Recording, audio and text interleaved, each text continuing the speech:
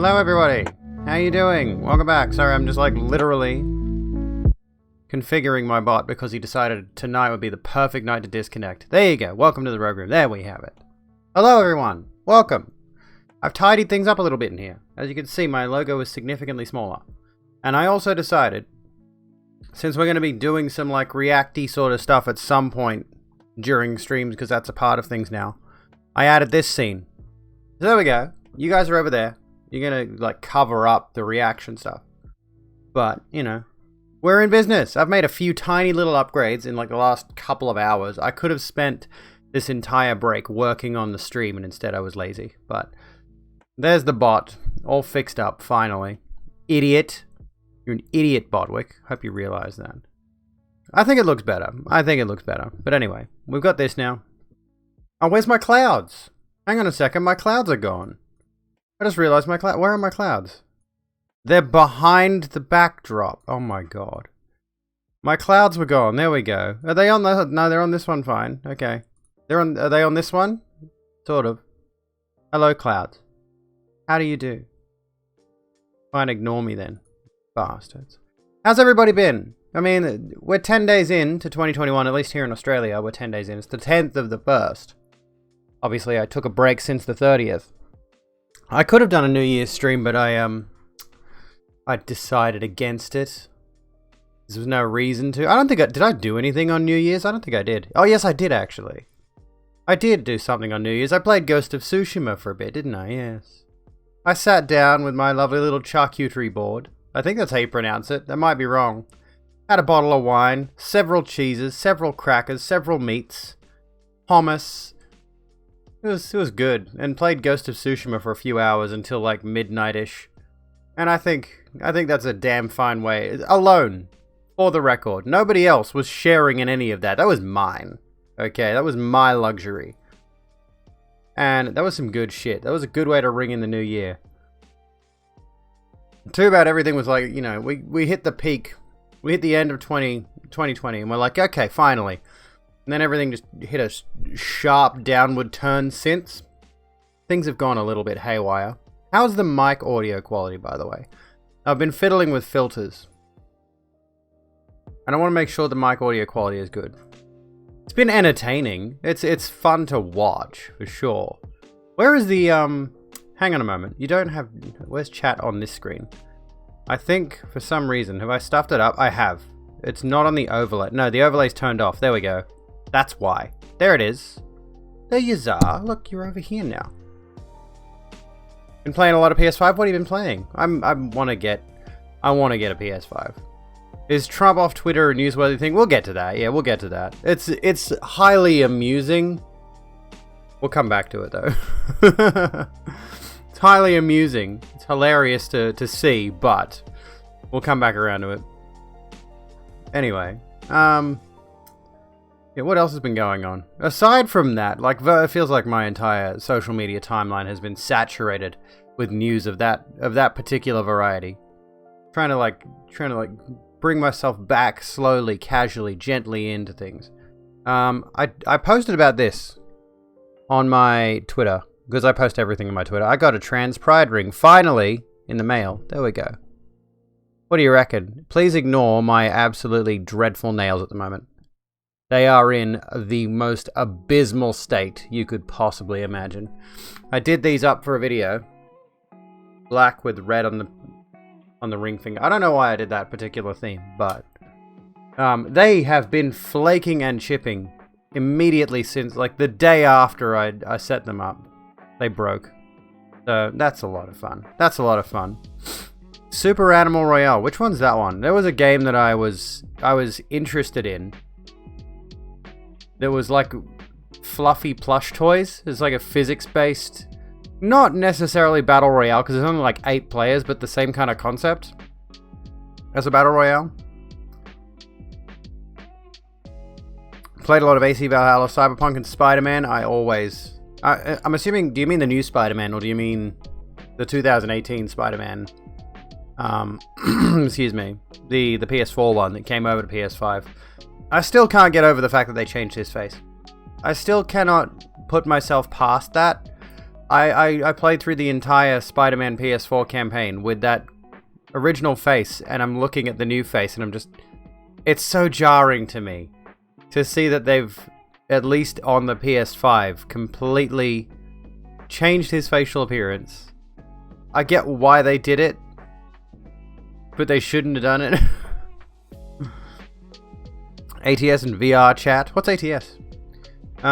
Super Animal Royale is basically top-down PUBG with furries. I feel like I've heard of this game. Hey Azera, how you doing? I think the cat has found birds outside the window and he's over there chirping at the birds. Super Animal Royale. This is what this is. I think I have heard of this. I believe I've seen someone playing this. This looks vaguely familiar. Yeah, I would say. Let's watch a video of it. Am I allowed to watch a video of it? Hello, Eva. How you doing? American Truck Simulator. Okay. Hang on a sec. Let me turn this off for a second. Look at the video quality of this. I look like a girl because I am. That would be why. Okay. Animal Battle Royale. So this is your summer job, huh, Joe? What was the one that I mentioned? I can't. Party Animals was the one I was looking at. Yes, you are a fake troll.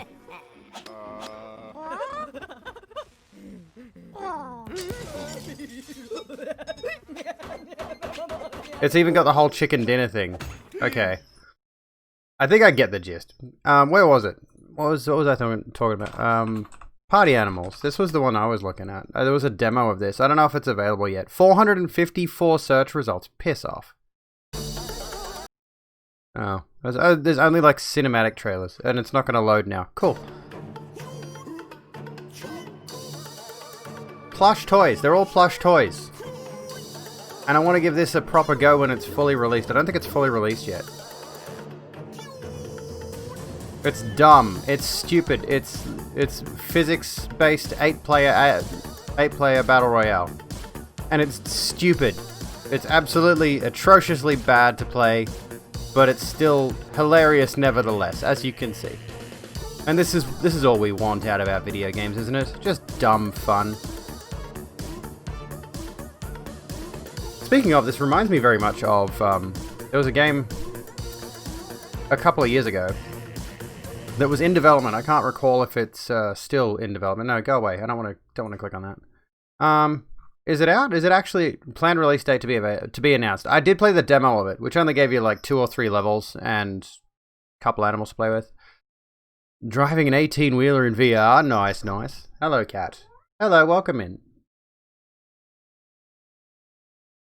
I don't know what you're doing. Come on. Come over here for a second. Come say hi to everyone, animal.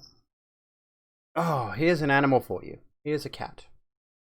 The Rogue Room appreciates your recommendation. Hey, German. Thank you so kindly for the host. How you doing? Please don't lacerate my face again. Did I tell you that story when we came into 2021? I was awoken by him launching off the ground onto my face. And his claw got me right across here. I can't really... It's probably gone now. You can't really see it. So luckily it didn't scar or whatever. Hydrate. I've only got coffee. Shit. Hey, stop rubbing on the mic stand, you little bastard. Hang on. How about... I did see your blue hair. That's fucking cool, dude. Hang on a sec. Give me a sec. Give me like 2 seconds. I'll leave you with Cat for a sec. Because I need to get water. And I have to leave you with Cat Cam for him. If he will stay put. Stay. No, he's not gonna? Okay. Boring.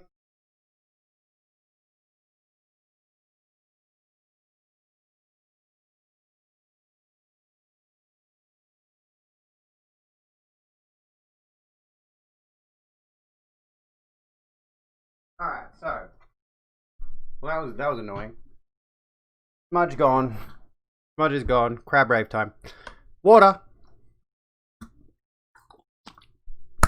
I am close. I'm a British Texan, as they call us. What's it called? Australia. That fucking country. We're Mick Dundee came from. Shirt is cute. I'm glad you like it. I like the... It's got this little thing. I don't know what the point of this is. It's really absolutely useless. But it's like, cool. I got a little wooden ring in my shirt.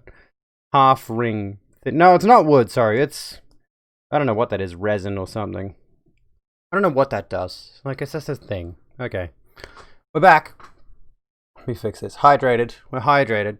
I've got to... I think I have to actually manually redeem these things. Either that or somebody else has to. Here we go. I can review requests queue. We've got one hydrate. Okay, that doesn't count, I suppose. Edit rewards? No. Alright. I guess it's... What? Review requests queue. There's nothing in there, though. Unless someone's ticking them off as I go. I don't know. Mods can handle those. But I always just end up leaving them until like hours later and I'm just like, oh, hang on. Wasn't I, didn't we get some redeems tonight? I'm pretty sure we did. Have I ever smoked meth? Not routinely. Sibling asked about you. Who's your sibling? Tell them I appreciate them liking my new username. I think it's pretty cool, although I do worry. I do mildly worry. Hang on, the camera's not quite right. There we go. I do mildly worry that the, what's it? Twitch's thought police are going to come in and they're going to be like, oh, your username is too offensive because it has the word bitch in it, except you covered the I up with an X. You bastard. How dare you? Turn back my transformation into an Australian? No, I was born in Australia. Let me think here. Well, did you post it in my Discord, Max? Your hair? Yeah. Can I show Max off on... Can I show you off on stream? I was never actually British. I was always Australian. Although honestly, quite frankly, if I had transformed from British to Australian, I'd have very good reason to. But here's Max. Blue hair. I think Calgar's got blue hair as well. Yeah, post a better photo if you want. Then we've got Calgar as well, who's coming on tomorrow. Calgar's going to be on stream tomorrow. Join the Discord if you feel like. If you fancy joining the Discord and you're not an asshole, feel free to join the Discord. Female to male? Well, like, power cables? Here we go. Better picture. There you go. There you go. Fantastic. Lovely. And you have boring hair. I mean, my hair is pretty boring. This is not terribly interesting. It's just... I don't know. I don't know what to do with hair, dude. I'm like the worst at it. Hair seems like such an investment. This is why I accentuate it with silly little accessories. Like hairbands, which has got that nice little doily effect to it, this one. Just boring hair is easy to maintain. You just grow it or you get haircuts. That's it. And there's no emotional energy expended. It's just like, okay, my hair looks like this. Deal with it. I honestly somewhat envy dudes who can just... Well, I mean, in some ways. In some ways, dudes who just like have that very stock standard... 1 to 2 fade into just short hair on top. The generic businessman look or generic guy look. There's no effort involved in that. You just go into the hairdressers and just tell them to do that. And it's really, really, really easy. It's like $20. I think they mean how every fetus is a girl until womb stuff happens and then they're hoping you can return to human. Wait, I don't want to return to human. I like being an android. Or... whatever the fuck I am these days. I'm something. I'm some kind of just a womban. A wimpend. A woomad. What did they used to call those? Sibling is going through transition and dad doesn't know. Oh, okay. So when he's around, you just say sibling and use they, them. Well, that's good. But that's such an awkward situation. Wooman. Wooman. Cause the wombs, right? That's what makes you a whammon. That's what makes you a whammon. Right? You're getting a timeout for that one. That's a no. Also, Max, I thought you were a mod. German, can you hit a timeout on that one? Or I could give you a warning, but I feel like you've already pushed your luck a bit. Timeout for that one, for anime thighs. What was I fucking saying? Oh yeah. I got a friend. Who's, yeah, I'll give you mod, Max. I don't know why you don't have it already. I feel like you should have had it for ages. I don't know, dude. Anywho's. Oh wow, that's a nice little leaving message for those of us who are in the moderating community. I'm assuming my mods could see that last message. Jesus Christ. Maybe follow that up with a ban just for the hell of it. More like anime stop. Fucking weebs, man. I can't stand weebs. Fucking weebs. Throw them all in the bin. As I was about to say though, because you know, transition's weird. It's a hot topic. It's a very controversial situation. A lot of people do not understand it. A lot of people actively go out of their way to not understand it. And you can adore the makeup if you like. I appreciate you adoring the makeup. You're free to do so. I didn't do wings today because I don't trust my eyeliner lately. I need to get new, nicer eyeliner.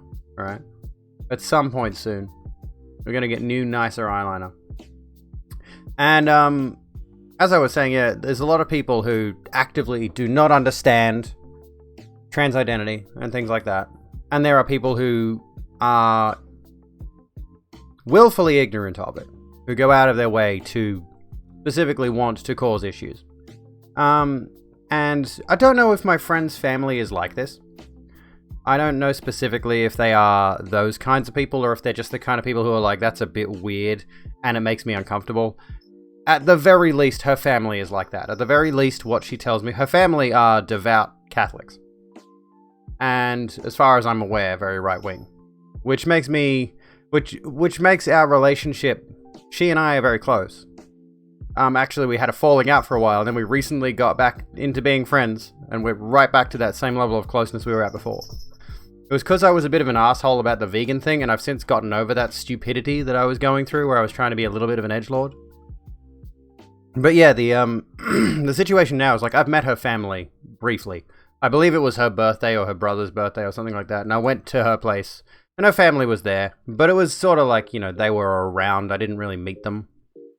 But now she's got this awkward situation where it's like, I'm, you know, her trans friend, but she doesn't want to introduce me to her family again, even though I've met them. And I get why, and I'm fine not to. I don't need to meet the family, honestly. Or re-meet the family. But it's that awkward thing where it's just like, what do I do if that event does occur? What if she wants me to go over and hang out one day just to like chill, and her family's there? It's like, how do we explain it? You know, we've got that situation where it's like, are we going to have a makeup day? Going to go try out makeup and clothes and hair and all that? Or just, I don't know, listen to music, do some painting or some shit, rather than go out of our way to, you know, go out in public where there's people. Gross. Everyone has a cat, but you got to join Cat Club. Winter, you got to join Cat Club. Look, see this? This is what you need to do. Don't look at my thighs, which are not in the shot. There you go, cat. I'll just show my pussy off on stream. We've asked her and she already said no. What was I going to say? If you ever come across a transphobe on the internet, you just beat their ass in COD and they back off. No, they don't. I had some words to say about COD, though. Yes, she, her. Tell Martin to give you one of his cats. He does have a lot of cats. I had some words to say about COD the other day. What was the specific terminology I used? I can't remember what I tweeted about Call of Duty. Let me see if I can find it real quick. Does that work if I do Rogue Bitch COD? I can't see it there.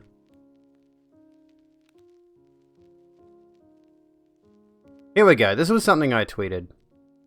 Here we are. Dude, what's going on tonight? We're getting like a lot of particularly interesting people. Get a mani-pedi. That'd be pretty cool. Yeah, my pronouns are she, her. And if you can, I'm going to advocate this while we're here right now. You should absolutely go and adopt. Go and, if you can, if there's a shelter near you, go and look through their selection of cats. I honestly am really regretful. I mean, I adore Smudge. He is my favorite. But there was a gorgeous black cat at the shelter when I went to pick him up. She was like 10 years old, this cat. And I really wanted her because, you know, black cats are cool. Just jet black cat. But I ended up getting Smudge. I would have loved to have gotten both of them. It would have been great. He was like a little... At the time, he was a little excitable kitten. He was only like 11 months old. And this other cat was like 10 years old as such. Something along those lines. You can't keep up. As soon as you see a message, one of the mods is already on it. That's what we want. We want that kind of moderation. I should get Smudge a friend. I've been considering it. It's like, do I get Smudge a secondary cat? Do I get another cat?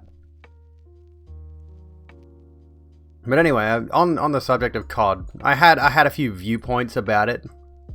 I mentioned that there are people who tell me that COD storytelling is critical of war, the military, etc.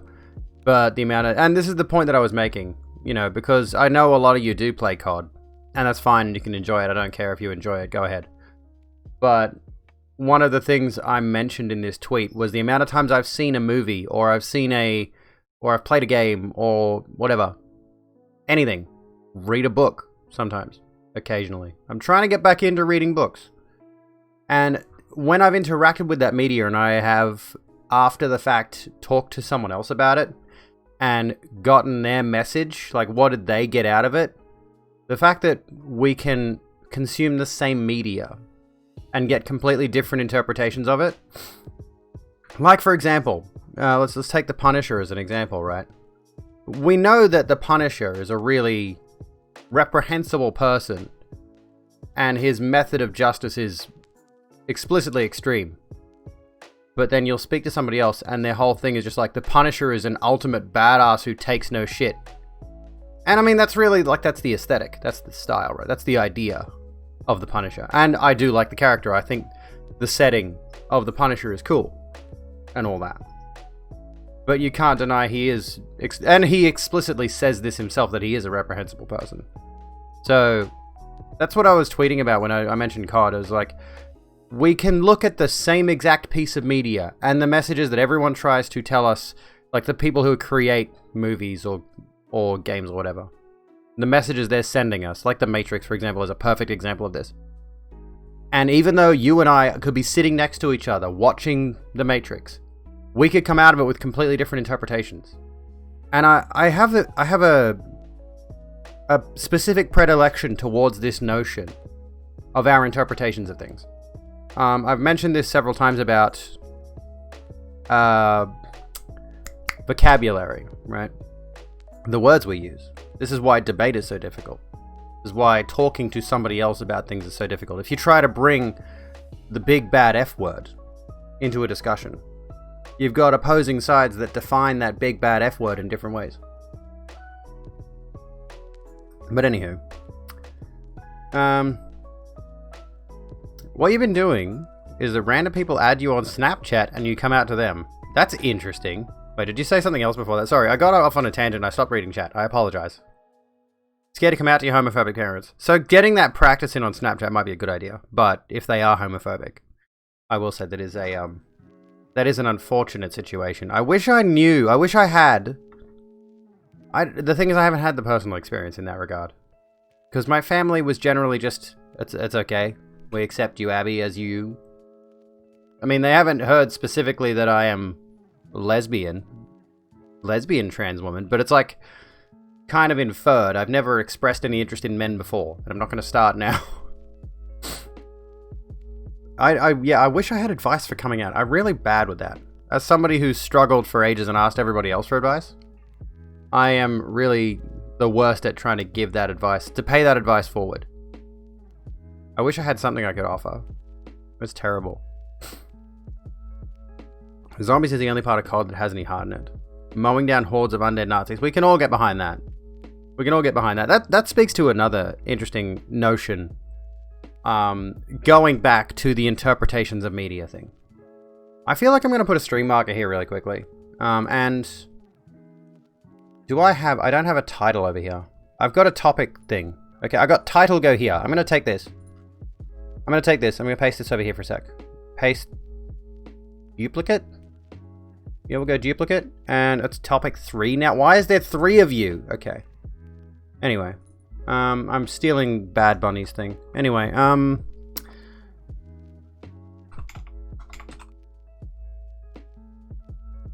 will that fit? Yeah, let's talk media interpretation, shall we? Let's talk about this. Let's get this topic going, because I like this particular topic. I like the fact that we can look at the same thing and read into it differently. Is this a straight person stream? Only if you deadlift. Keep your back really straight when you're deadlifting. This is where all the straights go. How you doing, Ren? The heteros are upsetteros. So we're going to talk this. We're going to continue on this topic because I like this topic. And I did put the stream marker in because this could actually be a video. I like this topic enough that we could turn this into another video, even though I'm editing my next big video, which, by the way, if you're subscribed to the $5 tier of my Patreon or higher, you get access to the first 6 minutes of my new video essay, which will be about, I'm estimating about half an hour long, this video. It's going to be a big one. It's going to be a chunky one. And properly, fully produced. Hydration time. Okay. Let's bring up The Matrix, because that's everyone's favorite example. What's The Matrix about? What is The Matrix about? If you cast aside the obvious fact, the fact of the matter that Lily Wachowski, was it Lily Wachowski or Lana Wachowski? I think it was Lily Wachowski, that explicitly came out and said, it's about trans identity. Okay, let's cast that aside for a second. Let's put that over there. And let's put that on this shelf over here. Next to my statue of the fire link armor from Dark Souls 3. Put that there. Put the trans identity thing over there for a second. Okay. The red pill is literally estrogen, there's that. I don't think Keanu was taking estrogen, but anywho. The idea is about breaking free of the restrictions of the world that have been built up around you, right?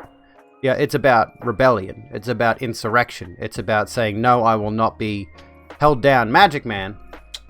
There you go. The Matrix is about, at its very, very core, at its very, very base, saying no to the rules, saying no to the system that has been established around you, and tossing it aside. However, what does that mean for someone who is left-wing versus someone who is right-wing? That's like, if you want to really break it down, The Matrix at its core is a political movie, realistically. But the thing is, it's that broad, not spectrum, that's not the one, it's that broad idea of a political concept. We're in a society, a system. We're in a system that controls us. We're in a system that tells us we need to fit into this particular little hole. We're in a system that says you can only do these explicit things, and those explicit things are not allowed to be done, or these things are not allowed to be said. Round. Hey, Momo, thank you for the 50 bits. Thank you so kindly. I need to get on adding sound effects for the different levels of cheers, because I've got ideas for that, but I haven't done it yet. I'm lazy. But then we look at apolitical video games like BioShock and Fallout New Vegas back. Maybe I should play New Vegas next on stream. What do you think? Cat took most of your chair. Yeah, my cat's trying to take mine. There him is. So anyway, media interpretation. The Matrix is my favorite example of this. Because if we look at what the machines are doing to the people in the Matrix, they are controlling them innately. They are, using human. The example used in the movie is pretty terrible, where Morpheus says to Neo they're using humans as batteries. They originally wanted to say they're using them as processors, which makes a lot more sense. The Matrix is built on human brains, right? It's a computer made of human brains, but instead they went with the batteries option. Whatever, who cares? And within that system, everybody is kept in an otherwise idealized version of the modern world. Right? 2:30 a.m. Have a good one, Momo. Have a good sleep. Thank you for becoming my #1 cheerer. Can I change that so that's the top thing? #1 cheerer. There we go. The top of chat. More apolitical games like Metal Gear Solid and Gears of War. The political themes in Gears of War are very, very basal. They're very, very, very basic.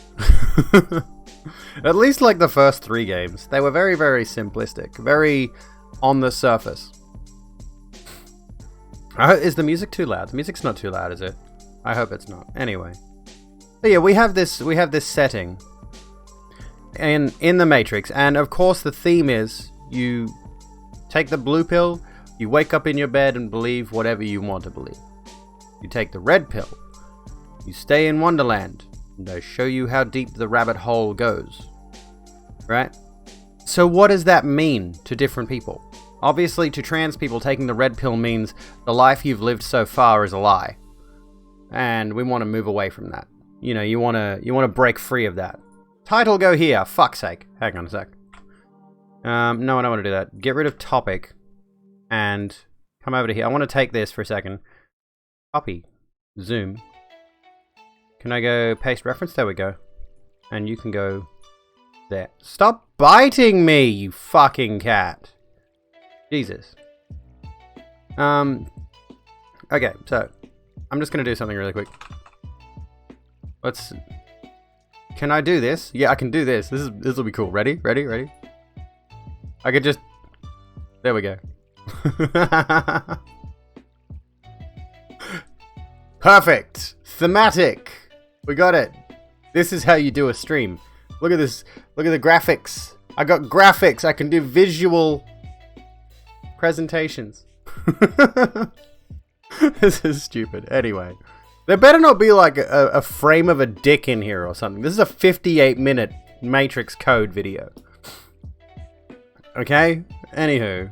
I can't remember exactly what the Matrix symbols were. I believe some of them were kanji, some of them are numbers, letters, other things.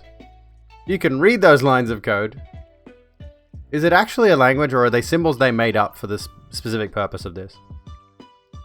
Anyway, yeah, the interpretations we take is, you know, this is the problem that I am experiencing. I feel like this is the system that is, you know, invariably the worst part of my life, and thus I want to take the red pill and get away from that problem, whatever that is.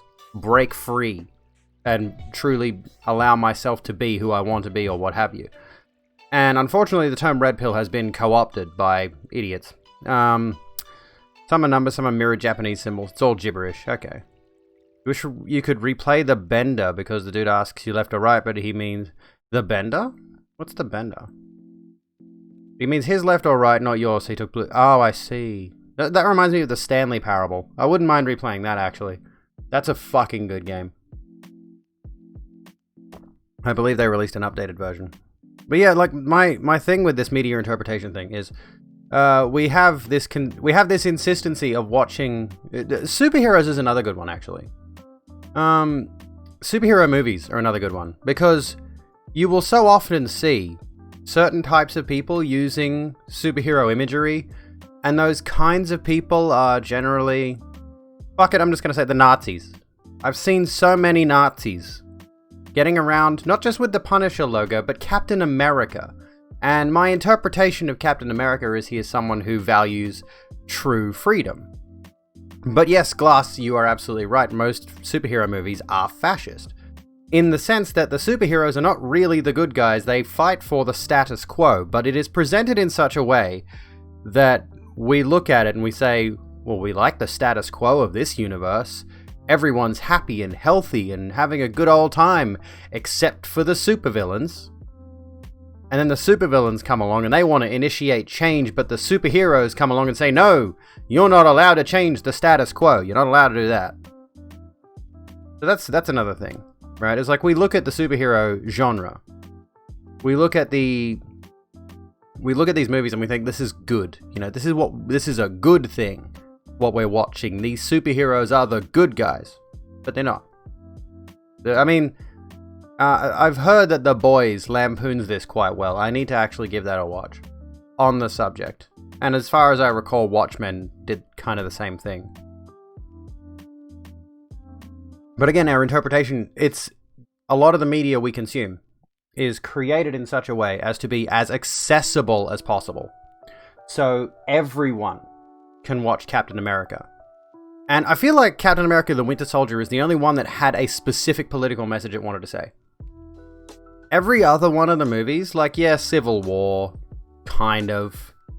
But the rest of them were just superhero movies, right? But Captain America the Winter Soldier feels like it had a particular... Even then, Even then, like, even thinking about the actual messages portrayed in The Winter Soldier, I have watched Breaking Bad. I have not finished it.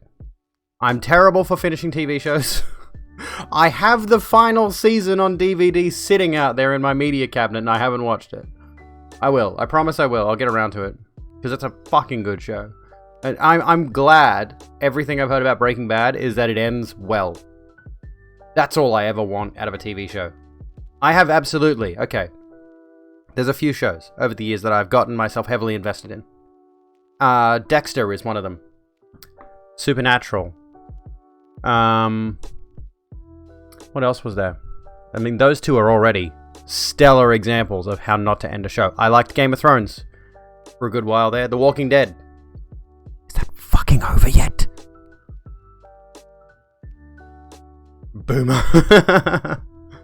I have to watch Better Call Saul as well. But yeah, and yeah, I've got DVDs. I don't want to buy DVDs anymore, but I've had that for years. Would I recommend Supernatural the first 5 seasons? Yes, the rest of it, no. I've seen up to about season 9 or 10. Now, magic behave. Yeah, I've seen a fair chunk of Supernatural, but it's like they just kept going because they knew people were watching it. And as a result, the popularity was like, oh, you know what, we might as well just keep milking this until we can't anymore. Which is not a good way to run a show. Honestly, it's not. It's good for profit. It's good for money, but it's not good for anything else.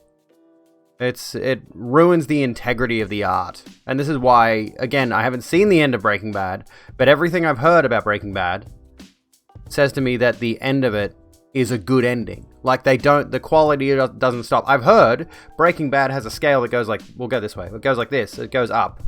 It starts off a little bit rickety, but it goes up, it goes up, it goes up. Final season, it goes like this, is what I've heard.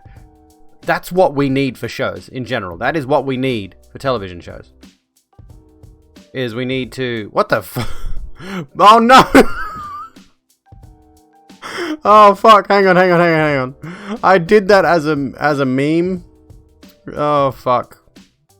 Hang on, I gotta get rid of this because you cannot see my banned words list on Botwick because it's just 600 different versions of the N-word. I'll remove PogChamp from there. There we go. Because... Oh, good lord. If I scroll through this, it's a fucking nightmare. Anyway, back to the Matrix code. Oh, Jesus. Yeah, the bot decided. PogChamp. I put PogChamp in there. Because... What was it? This was before Twitch banned the emote. So I put... Yeah, but they fixed PogChamp and now they've changed it so it rotates to a different PogChamp emote every 24 hours, which is cool. It's fucking cool. Computer says no. So yeah. TV shows. They got rid of the guy, they got rid of the old PogChamp. As far as I know, the guy wasn't even a streamer. Like, he's an esports commentator or something like that. He does commentary or hosts events for speedruns or something. I forget. But he tweeted some stuff vaguely in support of the rioters at Capitol Hill, kind of. It was very sus. What he put out there was very sus. And as a result, Twitch was like, you know what, we're going to distance ourselves from him. Why is there light? Why is there sunlight? It looks like sunlight hitting me there on my throat. What's going on there? He posted something on Twitter and got in trouble, yeah. But yeah, as far as I know, he wasn't even really affiliated with Twitch. He just did that one video or one stream, like you said, Glass. And that became an emote. El Camino is great. I have to give that one a go. Well, yeah, I'll watch the rest of Breaking Bad, and then I will watch that, and then I'll probably watch Better Call Saul. Because, yeah, overall, very good content. Very good media. But yeah, this is one of my favorite things about media, is the analysis thereof. Is the concepts thereof. It's a shame that as much as I've seen The Matrix, I've seen that movie so many times. I keep bringing that up because we've got the Matrix code over here. Over here for me. Since we started on that subject. Rogue, it's not Rouge. The G goes before the U. How you doing, Kieran? What's going on? But yeah, like the thing that... Rogue Room appreciates Hey. your recommendation. Namkajam, Magic Man, thank you for the host, mate. Thank you for recommending me to your friends. You said Rouge, I know you did. That's blasphemy against my amazing name. Oh, hang on, what was I saying? Okay, so... I'm doing good. We're talking media. We're talking how we perceive media. What's the message? What's something else that we can use? What's the message we get from, like Iron Man, for example? You've never seen The Matrix? Watch the first one. I'll leave the sequels to your discretion, but personally, watch the first one, that's it. I highly recommend that as like an all-time classic. But the sequels can be safely written off, I reckon. Can you defect to Australia? Please do. Please get out of that hellhole before it turns as fashy as anything. But what's another good example? Like, Iron Man. Like I was saying before, Iron Man. In my personal opinion, I feel like Iron Man has contributed to this tech daddy worship of Elon Musk. People love Elon Musk, bizarrely so. He's very, very creepy, and he definitely, for the record, I fully believe this man is going to go to Mars and have slaves working for him on Mars. He's going to have people get into debt. What is going on here? Where's this coming from? My curtains are closed and I'm getting sunlight on me. Anyway. What was it? Yeah, fuck the elongated muskrat. I fully believe when it comes time to start colonizing Mars, he's going to offer people debts to go over to Mars and go work on Mars. So they get to go and live on another planet, which is going to be a very expensive endeavor, and they are going to be forced into indentured servitude, and so are their children. Wouldn't put it past him. Anyway. And I think because of the fact that Elon Musk's whole thing very much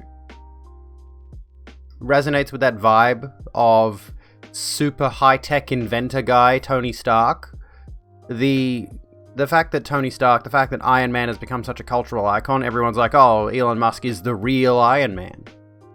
I need to fix this fucking lighting situation.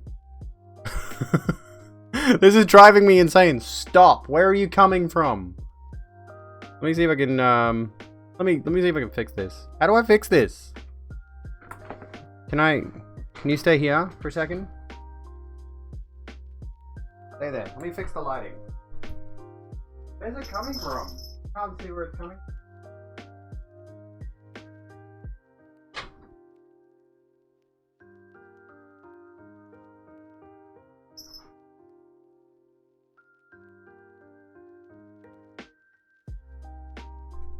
I don't know.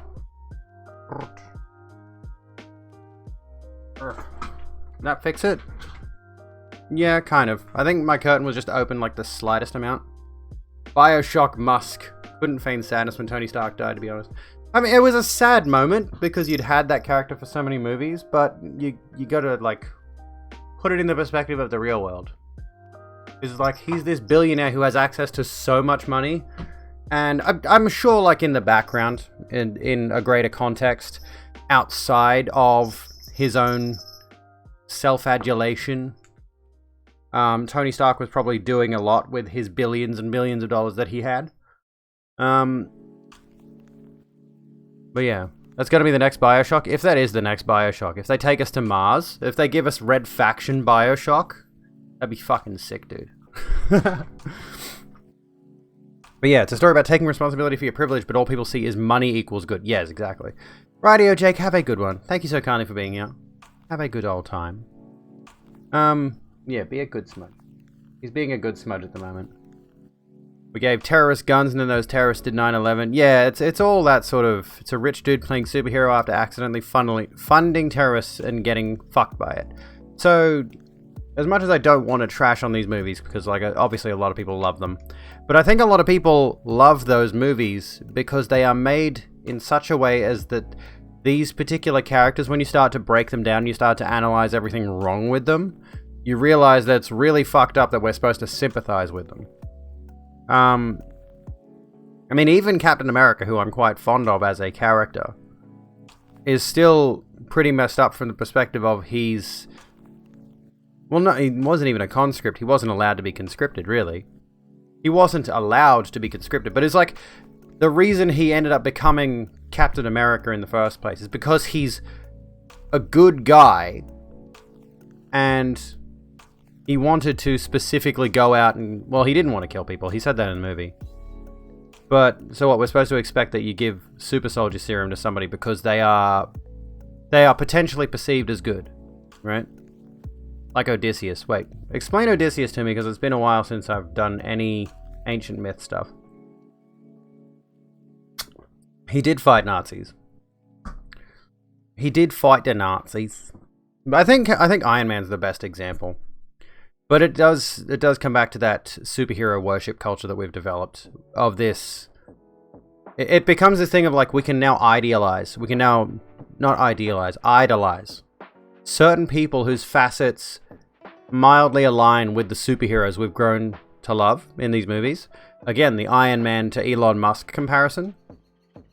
But then you have, like, say, who else can you use as an example? Like, if you do, for example, if you look at Captain America as that hero from the war, he went over and he fought in the war, therefore he's a veteran, he comes back, and he's a good guy because he went and he fought the bad guys, right? But think about, there are so many, I mean, we should be supporting our veterans, but it's hard to deny the fact there are a lot of people who go into the military just to be able to kill someone. They go into the military specifically so they can go overseas and play the hero, and then come back and be congratulated and given medals for it. I mean, obviously there are other reasons. You can go into the military for the sake of gaining an education and all this sort of stuff. And that's an entirely other discussion. It's massively fucked up. That whole thing. You're not good just because you fight Nazis. Exactly. You're just fighting a shitty person, faction, enemy. Yeah. Pretty much. Like, you can still be an awful person and fight Nazis. You can still be a reprehensible person and fight Nazis. And I think that speaks to that whole thing as well. Like, we look at Captain America as this representation of the good soldier. Right? Now, of course, personally, the character of Steve Rogers seems like a good person who genuinely values freedom and independence, and if he were a real individual, he would be on the side fighting against a fascistic regime, of course, naturally. But the message that a lot of people would take away from Captain America is that he is particularly that representation of the soldier that a lot of people would like to stereotype the soldier and say that the soldier is, and I'm saying like any soldier, anyone who goes off to war, anyone who goes off and fights overseas in whatever conflict is currently going on. There are many, many people who would use the template of Captain America and say he's a soldier, and he's a superhero, and he's a good guy. Thereby, and this is made worse by the fact that there are scenes in the Captain America movies where he's overseas. He's in a brown country. And I don't mean brown people, I mean brown. They make a country, they give it that brownie filter. That dusty, foreign-looking filter. Thereby, they did it with Iron Man as well. They set that, the beginning of Iron Man is, of course, set in the Middle East. So they use that current, or that existing popular enemy, I suppose you could say. Brown shirts? Is it brown shirts? Or does that term mean something else? I can't remember. But what these movies will do is they will use a common region and a common type of foe that's easy to dehumanize. That's what they do. Just like, and that's why all superheroes have to be American. Can you imagine if they did... Oh, fuck. Sorry. Punch the mic. Can you imagine if they did Captain Britain? Oh, God. Please give us Captain Britain. We need it. But yeah, the superhero genre feels distinctly American. Captain Britain's an actual character. I don't know if Captain Australia is. But yeah, the superhero genre feels distinctly, very Americanized. And very based in American ideals. Very based in American ideologies. And as a result, we look at it through a lot of people. This is the problem I have with my dad. Sorry, Dad. And this was the first time that I actually heard him be critical of a film recently. But I swear to fucking God, my dad has this issue. He'll watch anything. And he will tell you 9 times out of 10, that's a good movie. That's a good movie. That's a good movie. And I have looked at these different movies and I've seen... I haven't watched the movies, but you know, trailers exist for a reason, and I like to watch trailers. And I've seen trailers of certain movies, and I know certain movies are not good. And yet my dad comes to me and goes, that's a good movie, that. Can't justify why, but he actually did criticize a movie recently. And that's the thing, is a lot of people who consume media, a lot of people who are going and watching movies and going and listening to music and reading certain books and watching certain TV shows. Right, and I swear every time I wear makeup, the inside of my nose gets fucking itchy. It's not because I'm addicted to cocaine, I promise. It's nothing to do with the coke. Alright? I promise. I'm fine. I think I can almost fit my finger through. There's like a hole right in the middle. Deviated septum. I'll stop. Anyway. Anywho, what was I saying? I've forgotten now. Yeah, my dad represents a very large portion of media consumers. I think there are a lot of people, many people, and this is a particularly privileged thing. They will watch their media without critically looking at it. They'll just sit there, dumb, with their Coke in one hand and their popcorn in the other, and they'll just watch the movie. And I have sat through some of the most accessible Marvel movies with my sister and my mother and all that. And they'll come out of the movie asking me questions about what happened. And I'm like, this was the most point A to point B film I've ever seen in my life. And we're leaving the theater and you're asking me what happened in it. I don't know how that manages to happen, but there are a lot of people who follow that exact train of thought. You know, they have that exact issue. Where it's like, they watch the movie, but they don't. Or rather, specific genres they'll pay attention, but only to certain story beats. So, imagine if Thor was actually Thor, son of Odin, god of the Northlands, rather than like the American idea of Thor portrayed by an Australian. Hey, at least Chris Hemsworth is fucking ripped. I don't know. Maybe they're just drunk, you can't understand anything. I mean, yeah, could be. I don't think I'd go back to the cinemas unless I was absolutely plastered. I don't like being in cinemas. I don't like the cinema experience. Especially, I mean, the good thing about the pandemic, she says, is that social distancing has become something of a norm. And I like that.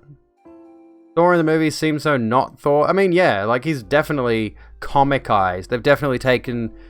This just goes even deeper into media interpretation.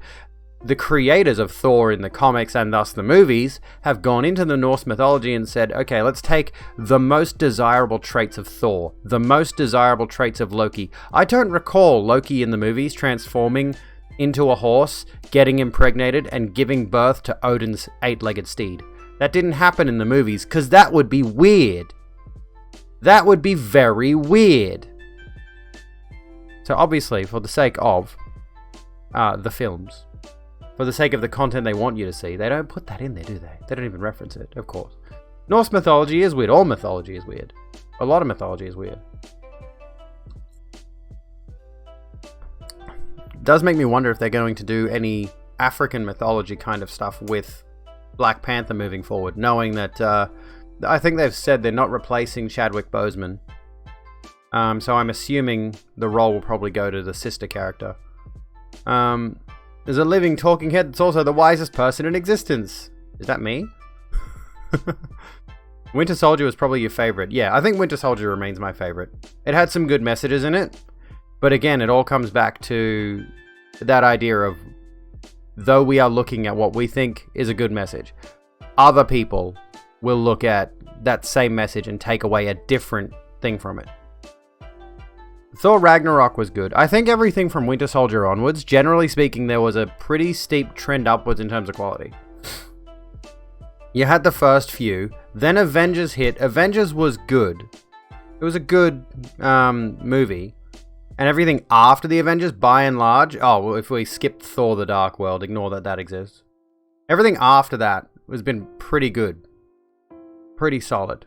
Yeah, the actress Letitia Wright turned out to be both anti-vax, transphobic, whatever else. The actor playing Shuri is questionable. Yeah, that leaves a lot to be desired, unfortunately. But I dare say if they continue the Black Panther franchise, or if they bring the character back, it's going to be that version where she's taken over the mantle, and they're probably going to kill him off screen or something along those lines. If they ever get around to mentioning that again. They probably won't. They may just, like, out of respect for him, they might not even mention it. Squirrel Girl movie, yes please. Can we get a Squirrel Girl movie up in here? Wasn't there plans? There were plans for Squirrel Girl to be in one of the Marvel TV shows, I believe. I forget which it was.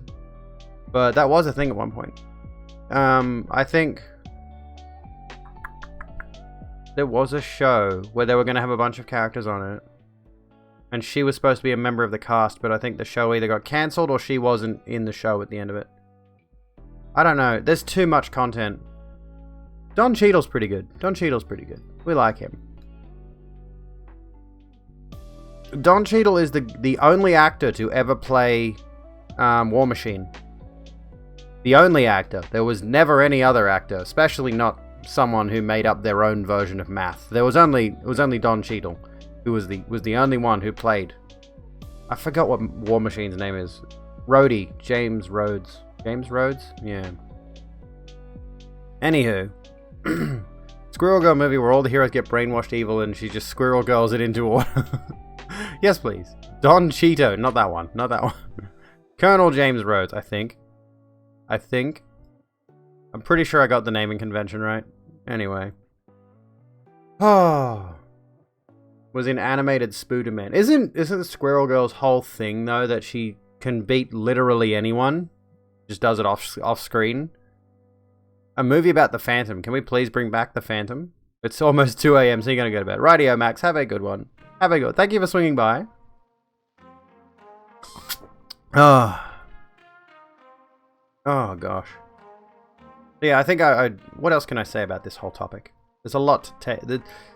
One of the things I wanted to mention, like we've seen this already with, like mentioned in, we mentioned the Punisher thing, where explicitly the Punisher in the comics himself specifically approached a cop who was either using the same methods or was using the Punisher symbol or something like that.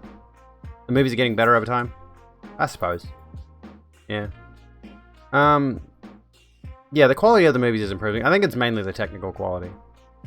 The terrible Taskmaster design. He does look terrible, doesn't he? And I guarantee you that's for the Chinese audience. They can't have skulls or skeletons represented in the movies, and considering the Taskmaster's mask design is specifically skull-looking, they decided to gimp him with a bike mask. I don't know, bike helmet, which is stupid, but whatevs. What was I saying? Yeah, were we talking about the Winter Soldier? No, the Punisher. Because like back when BLM was crazy in America, there were a lot of cops who were using the Punisher logo. I don't know if this ever got resolved. I don't know if they stopped doing that or what happened there. But again, that's that whole situation of like, we look at the Punisher and some of us are like, okay, cool, he's taking down the real bad guys. He's the guy who goes and doles out punishment, as the name implies, to evil people who do evil things. He's not someone to look up to, and he knows that. And he realizes that he is an incredibly messed up, incredibly dangerous individual. And there is a scene in one of the comics where he confronts a cop who is trying to emulate... I think the cop is trying to emulate his style. Like, he's trying to be the anti-hero like the Punisher is. And the Punisher confronts him and he goes, "We are not the same." And obviously a ton of cops, especially those who were particularly violent during BLM, those who are obviously white supremacists, look at the idea of the Punisher as somebody who punishes crime, who punishes evil, and they say that's what cops are supposed to be. And we need to be fierce and strong. It's that might makes right thing. And that's the problem with policing systems like the one that America has, where the unfortunate reality of the situation in America is that police are woefully undertrained and dramatically undereducated, and that's by design. They don't want cops who are particularly educated individuals. They don't want cops who can actually look at the system and say, okay, here's a bunch of bullshit, and we should not be going and shooting perpetrators in the back because they start running away. We should try to, especially not if they happen to be black or if they just stole a loaf of bread to feed their starving family. You know, they want these cops to be causing violence. And as a result, when the cops were using the Punisher logo with the Blue Lives Matter stripe through it, particularly tasteless. Again, that comes back to this. That interpretation of the media. That interpretation of the character of the Punisher, who the creator of... Again, we come back to the thing with the Matrix. Lily Wachowski saying the Matrix is explicitly a trans allegory. Maddie Thorson saying that Madeline in Celeste is a trans character. And then the creator of the Punisher saying the Punisher is not supposed to be someone you look up to. He's supposed to be effectively a villain. Like, he has had numerous instances in the Daredevil Netflix show. Punisher is introduced as a villain to Daredevil to start off. They are antagonistic to one another until things change. Catboy Boy. There is Catboy, but he's a kids show character. Fuck the holier-than-thou heroes. Give me the anti-hero who beats the shit out of people, knows he's a sucky person and admits it, but still does it because someone has to. Yeah, exactly. I mean, I do like those characters. I do think, like, there are definitely... It's the unfortunate situation, right? Of... Let's change this for a second. Or should we not? Do we want to stay with the media interpretation topic? Or do I change it? Because I want to talk about violence for a second, because I did tweet about this notion of I've seen and I was doing this point to myself. I was iterating this point to myself in the car today. Okay? This is a hot take. People really want, like everyone really, really wants to kill pedophiles, right? Okay, justifiably so. Pedophiles bad. Specifically child molesters bad. Society has a notion towards kitty diddlers that they are by far probably the most evil people in society because they are attacking the most innocent of us. Those who have no way of the world. Who have no knowledge of it. Like, these are children that are still developing, and then you've got these people, these adults, who are committing the most reprehensible acts on these innocent lives, right? The worst of the worst. And I tweeted about how there are particular people who go out of their way to have this innate bloodlust. There are a lot of people I've seen, both in online discourse and talking to people in real life and things like that. There's a lot of people who really, really, really have this, coming back to again, might makes right attitude. They really want to be able to justify violently attacking somebody, to prove either their superiority or to punish somebody for something. They really want to be able to use violence to solve their issues. And I cannot wrap my head around this. As much as I adore playing some of my favorite games, they are the most violent games you could play, and it's so satisfying watching some of these kill animations and getting into the headspace of that character or whatever. I enjoy the video games, but I don't want to do that in real life. If you put me in a situation where I need to punch on with someone, I'm going to back off. I'm like, I don't want to get into a physical altercation. I do not want to hurt people. And I do not understand this. Okay, so you help no one by threatening to kill pedophiles. This is the point I was going to make. This was the point I was going to make. I've noticed quite a few people justifiably want to harm child molesters, of course. Understandable. But there are a lot of people who will go out of their way to use the notion of child molesters and pedophiles to try... They'll pin that on certain groups of people. They'll say, look, there's this group of people over here who are pedophiles. Therefore, it's okay to punch them. It's okay to hit them. It's okay to compare them to Nazis. I've noticed that some people will conspiratorialize notions around certain people based on nothing sometimes. To pin specifically child abuse on someone for the sake of being able to demonize them. And it's a particularly bizarre notion, but I've noticed it crops up a lot. Comes up a lot. It could be due to personal trauma. It could be, but it's so common, is the thing I'm saying. It's not just like 1 or 2 people I've seen online that want to kill people. I have met so many individuals who, when you bring up a certain topic of conversation, you bring up a certain group of people, you bring up, or you don't even have to, they'll just launch into it.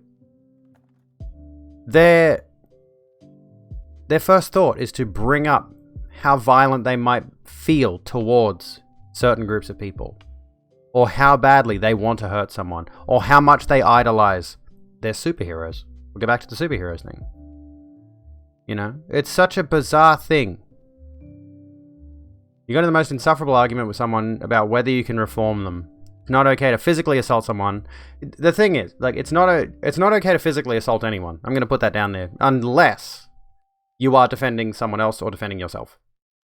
And of course, like, if someone is in danger, try to get the person that is endangering them away from them, of course.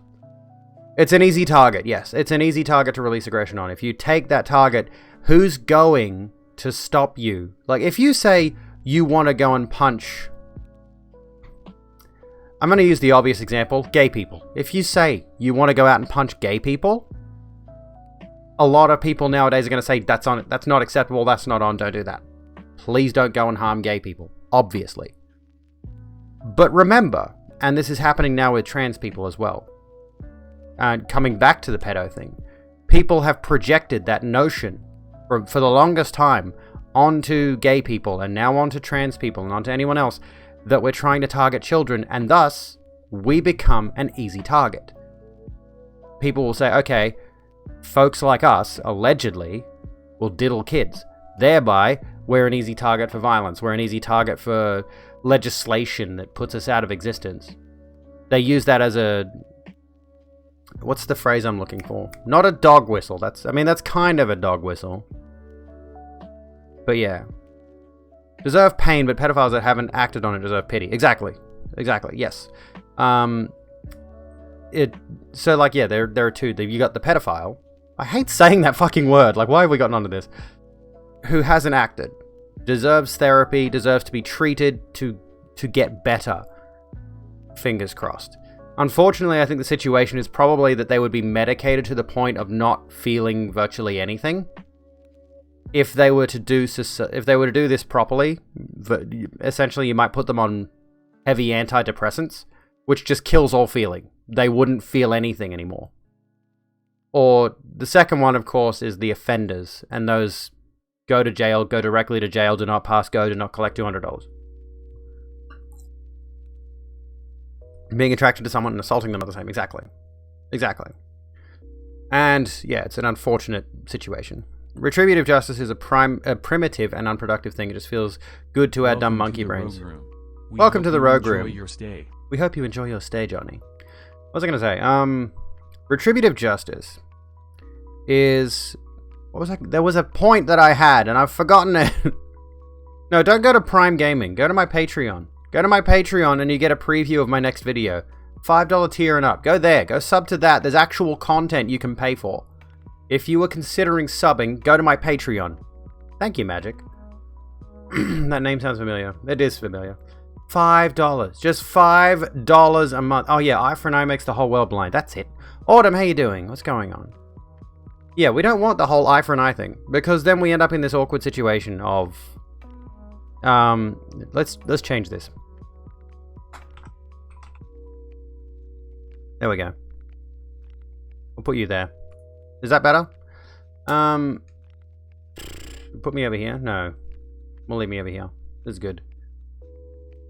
We've got this matrix code here, which isn't relevant anymore. Like, I don't know what to do.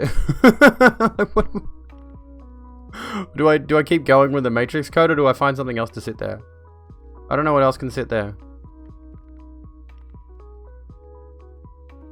Hang on.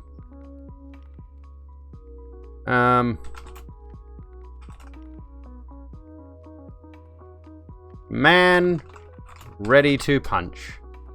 Here we go. You can be my backdrop for a little bit. Can I put you up here as a stock photo? There we go. Is that good?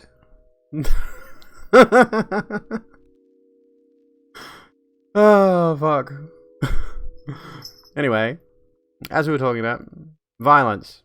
Retributive violence. Yeah, the whole eye for an eye makes the whole world blind thing is the unfortunate reality of situations like what happened at Capitol Hill recently. There are people who are in the wake of the violence that occurred there, in the wake of the rioting, in the wake of the fact that somebody died. Because that woman got shot and killed, there are people on the right side of things, not the right side of things, on the right wing, sorry. There are people on the right wing who are now claiming they're going to actively go out and attack. Like, they're rejecting cops now who were previously their allies, and they're, going off on this whole thing again. Some chat rooms don't care about the age thing. Well, yes, that's fucking disgusting. This is an 18+ channel, for the record. It's a rogue. Hello, Slackbox. How you doing, dude? What's going on? So yeah, as a result of that violence that occurred at Capitol Hill, there are people who are now saying they want to commit retributive justice. There are people who want to go out of their way to make sure somebody else on the other side gets hurt. And that's something we need to work against. And again, it comes back to that thing. It's like, well, we didn't make up violence. It's obviously, especially if you look at the animal kingdom, animals that behave like us tend to have violent rituals. We have a history of violence. How much of that violence is innate? And, I mean, me personally, I feel like I'm educated enough to say I don't want to harm anyone. I do not want to physically put my body on somebody else to cause them pain. And there are many other people who have that thirst for violence, for vengeance, who would really like to be able to justify, in some way, shape, or form, the ability to commit that violence. This is where that eye for an eye thing comes in. So you've got the Capitol Hill situation. You've got the people storming Capitol Hill. You've got probably, I dare say, and there are, of course, a lot of violent right-wingers, but in the same vein, there are a lot of violent left-wingers. And I dare say, as a result of that attack on Capitol Hill, there would now be left-wingers, there would now be Antifa members, most likely. Well, you can't say members, because Antifa's an ideology, but there would now be people who align with Antifa, who would be gearing up for what is supposed to be the next event. I dare say you'd probably see some violence coming soon within about a week. Because allegedly there is another event planned on the 17th, and I think this time it seems like Antifa may show up and there may be some sort of violence there, because people on both sides want to be able to justify being able to hit someone. Want to be able to justify being able to shoot someone, stab someone, be able to rip someone's arm off if they can manage it. They want to be able to have that satisfaction of hurting someone, and I personally cannot fathom it. It's just getting worse, it is. In that video where the woman was shot, there were literally cops standing there and not doing anything to intervene. Same with the video of the black woman attacked in the street by 8 protesters. I do not remember the second one. But if I recall correctly, there were actually cops at that Capitol Hill riot. There were police officers who were showing their badges to other cops to say, look, I'm like you. This is good because I'm like you. See, we're on the same side. White supremacists. Fucking idiots.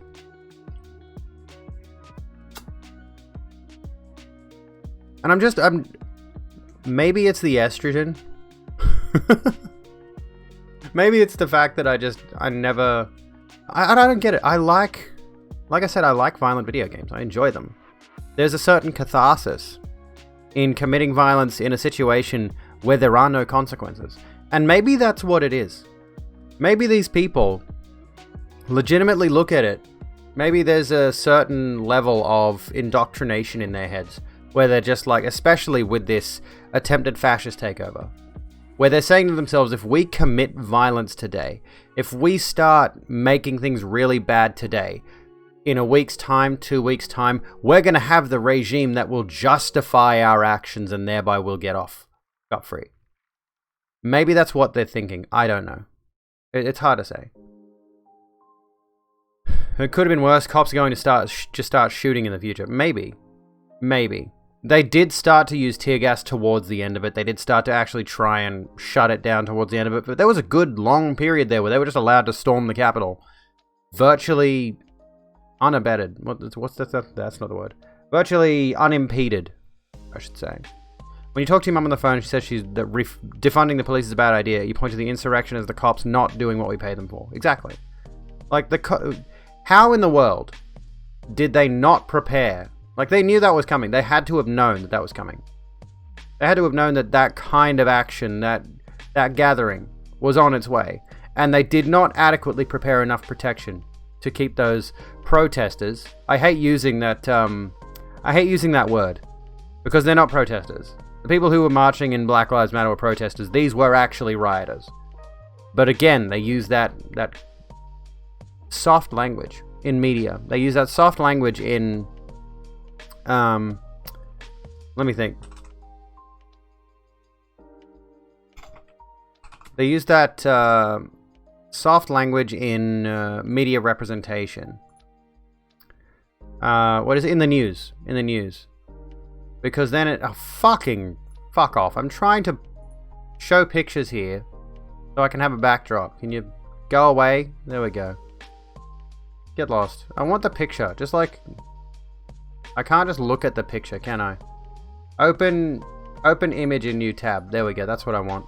Can I make you big? That's not really the best. There we go. That's better. You can use that as an example. Had one guy that stole the podium. He got arrested. He's got mugshots now as a result of that. But I guarantee you, if there were actually Antifa members there, if there were actually Antifa members at the Capitol, which, as far as we can tell, there weren't, and there have already been some photoshops going around of people wearing certain merchandise instead of the merchandise they were actually wearing.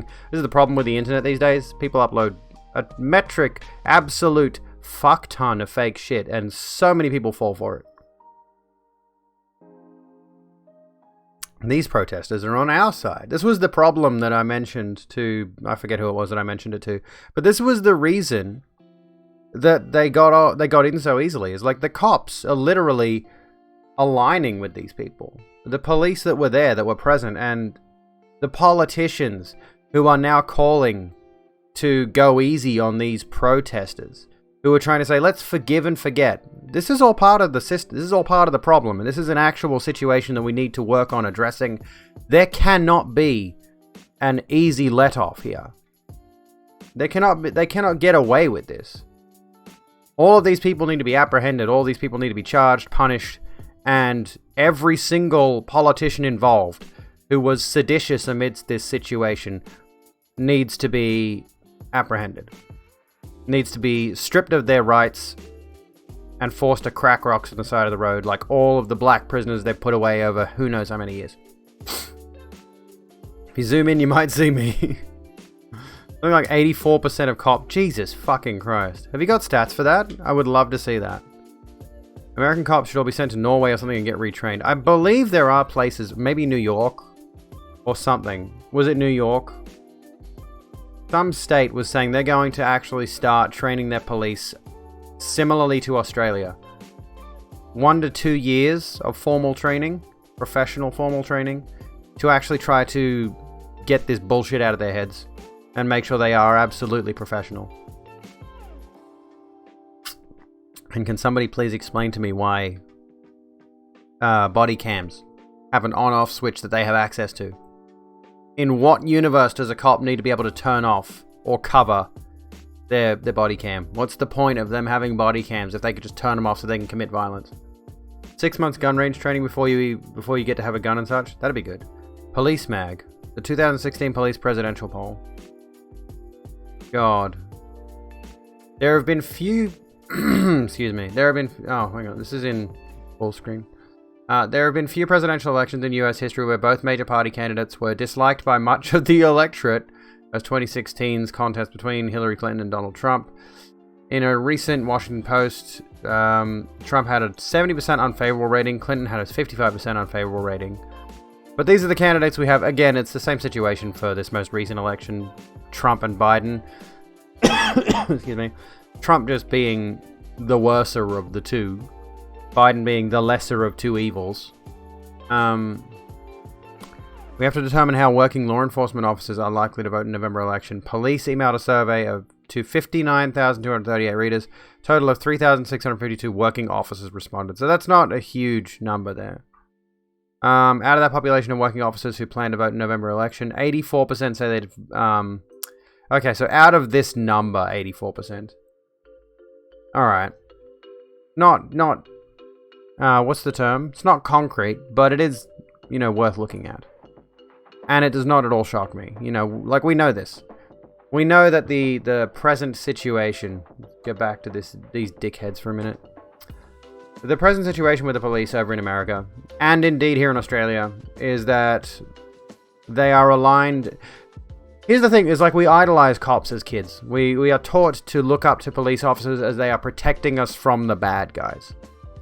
And that's, again, it's that whole superhero thing. It's that ideology of there is a bad guy and there is a protective force out there to stop the bad guys from hurting us, right? But who are the bad guys in this circumstance? How are the bad guys represented? Who are the people that we're routinely seeing mugshots of? Who are the bad guys as they're represented in that media? If we go back to the media discussion, who are the bad guys? Magic, obviously, is the bad guy. The one villain. Anyway, I was going to make a joke, but I thought on it for a second. I'm like, no, I'm not going to make that joke. I'm not going to make that joke. Police have a perspective bias that if they had more resources, they could solve problems they shouldn't be trying to solve. Well, yes.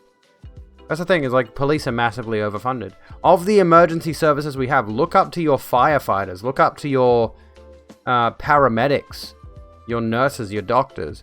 Don't look up to cops. Don't look up to the chief of police. Don't look up to any of those people. I really wholly believe that we should educate children on police, but we should not be giving them in a school setting. We should not be telling kids in a very young primary school age setting, we should not be representing police as good people to children. We should not be representing them as this perfect hero coming in to save the day from the awful violent people or whatever it is, the robbers. That's usually how they represent criminals. They're robbers. They're bad robbers coming in to steal stuff. Okay, how long have we been going? Almost... I'll go for another few minutes, and then I might take a quick break. In about 8 minutes or so. Sadly never going to happen in America, but like I'm thinking right now, I'm thinking Paw Patrol. You've got Paw Patrol, Chase... is it Chase? Chase. The dog's name is Chase, for fuck's sake. Is it? Or is that the name of the kid? Let me have a look for a second. I think Chase is the kid. It's hard to tell. Paw Patrol. Show about a bunch of emergency dogs, right? I know Ryder is a 10-year-old boy. Chase is the cop dog, right? Serves as a police and spy dog, right? And this is the thing that comes up quite a lot in representations of police in children's media. They get this idea into the ideas of kids' heads really early on. They get them thinking that cops are good guys. They get them thinking there are bad guys out there that need to be stopped. And there are. Don't get me wrong, there are definitely villainous people. There are definitely evil people. But the problem is, at a very young age, it teaches children that it's okay to want to be the person that's hunting down these bad guys and putting them behind bars. Which is a pretty awful system. Like the prison system, the justice system is woefully inadequate. And is absolutely rife with flaws. And you can bet that putting those kinds of images of police in children's shows is absolutely propagandist. It's absolutely part of a system where the people who made the show, dare I say it, are privileged enough to only know of police officers that are the good guys.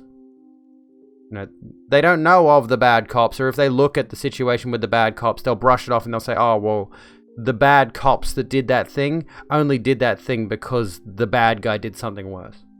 They justify it. Do you guys have to pledge allegiance to the flag as a child every day in school in Australia? As far as I know, they still do Advance Australia Fair, which is pretty propagandistic in its own way. I don't like the idea about children standing up and singing this patriotic bullshit. I hate it. How you doing, Kaz? How's it going? It's a culture problem. It is a culture problem. That might just be naivete as a Norwegian, but you feel like US cops can't be as bad as everyone's making them out to be. Because, like, there are too many. Would be if it was 0. Yet so few stories and proven cases compared to how many police officers there are. What do you mean by that? I'm confused. Re-enlighten me. My water's not open. Just woke up from a nap. Nice. Although it is like 7:30, so you'd probably be... I feel like you might end up regretting that a little bit later on. There is a pipeline of conservative former military going into law enforcement with minimal training. Also, the legal system and something system protects police from accountability. Well, that's the... Would be if it could be that it was 0. Short of like... Oh, okay. I think I get what you mean. Jack Saint did a great video on the portrayal of police in media. I am not from Michigan, no. That's a first. From Michigan. Where'd that come from? How you doing? How you doing, Greg? Jack Saint did a great video on portrayal of police in media. Let me see if I can find it.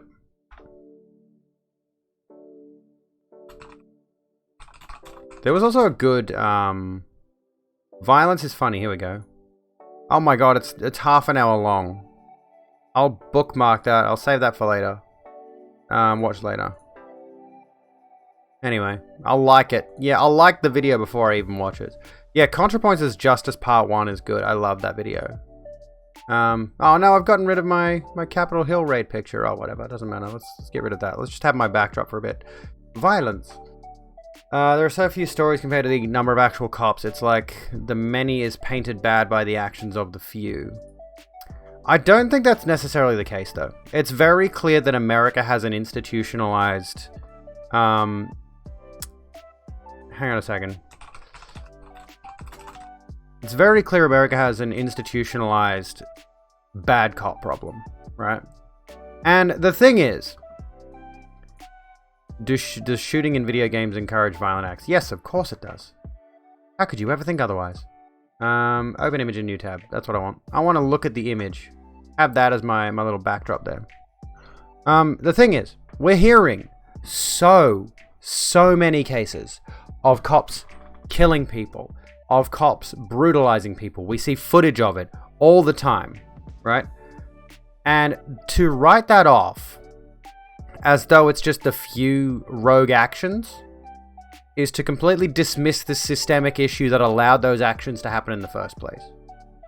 These cops are raised in an environment where, like I said before, might makes right is the mindset they go into things with. They need to overpower the bad guys. They need to assert their dominance in a violent fashion to make sure that everybody else who's watching looks at the cops and is afraid of the cops. That's what they are going for. That's what those police are going for. Is they want. I'm trying to think here. I'm not thinking very clearly at the moment. It's been like 11 days since I've streamed, okay? I'm trying to get myself back into the rhythm. The fact that we are seeing so many instances of cops behaving that way, even if it were only a few fringe incidents, the fact of the matter is those incidents still happen. And there are so many of them. We are seeing so many of them. Think of the stuff we're not seeing. You know? Only 11 days. Was it 11 days? It's the 10th now. I stopped streaming on the 30th. Yeah, 11 days. 31, 1 to 10. Maybe 10 days. 1, 2, 3, 4, 5, 6, 7, 8, 9. So technically 10 days. 10 days. The 30th was the last stream I did. Unfortunately, cops are put on a pedestal. Yeah, we were just talking about that. We were just talking about how cops are represented as positive in media. They're presented as heroes. They're presented as they chase down the bad guys. And we also teach kids that, the cops are going to come and arrest you Cops put up for as people children should turn to for help. Exactly. Like, yeah. The media represents them as heroic. The media represents them as the good guys. Again, Paw Patrol with that fucking cop dog. And other similar bullshit. And oftentimes, like, one of the things that really irritates me... You're not going to comment on the BLM because what they did in Norway kind of ruined it for me. Okay. We'll leave that for now. I feel weird, like, obviously I do support Black Lives Matter as a movement, but I feel weird commenting on it as a white person because I feel like I have not got that specific issue or the experience of it to speak on it in a formal manner. Therefore, I would rather default to black, indigenous, and people of color voices for that specific discussion. If somebody were to approach me to have the discussion, and they were of that crowd, I don't know the terminology to use there. I would do that, but I'm not going to be like a spokesperson for that particular topic. And just know that it has my support, of course, and Antifa. Feel like you could empathize enough with the BLM? Well, yeah, probably, most likely.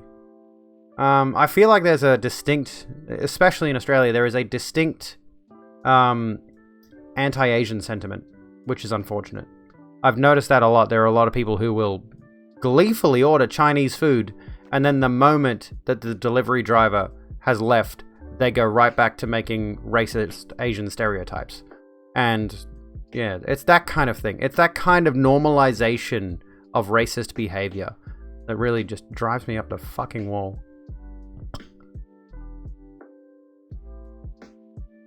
Didn't even think about it. I don't even know what happened in Norway, honestly. The way they went about it fucked with your sympathy bit. Oh, yeah, the uneasiness in China. Yeah, true. Reminds me of, I walked past a woman in not the supermarket, but I walked past a woman in the shopping center, the mall, as y'all Americans call it, the mall. I went to the mall, and a woman walked past me wearing a mask, and I think she very lightly coughed. And I'm like, I didn't care. I wasn't fussed if that was what happened. I'm not even sure, because there's so much going on around me, I couldn't really contemplate anything. And this really unhygienic looking man approached me, and he goes, "Chinese lady coughing in public, look out for that." I'm like, I didn't ask your opinion on an Asian lady walking past coughing. I don't want to talk to you. You smell. Get the fuck away from me. And these people usually are those kind of people. The worst racists are often the ones who have no concept of self-hygiene. I don't know what it is, but they are usually fucking filthy. Please take a bath, a shower, shave, get a haircut, wear deodorant. We're not even on the topic of violence anymore. We're on the topic of racism. We've switched around topics a few times. What time is it? 1:40. Well, it's not 1:42. We've been going for an hour and 42 minutes. I'm going to take a brief break. Hit the be right back for a second. And if you're seeing an ad right now, subscribe if you would like to. I won't stop you. But personally, I'd prefer it if you go to my Patreon and check out the first 6 minutes of my new video. For the same, probably cheaper, honestly, than buying a sub. I suppose subs get you ad-free viewing. Whatever. Anyway, who cares? I'll be back in a minute.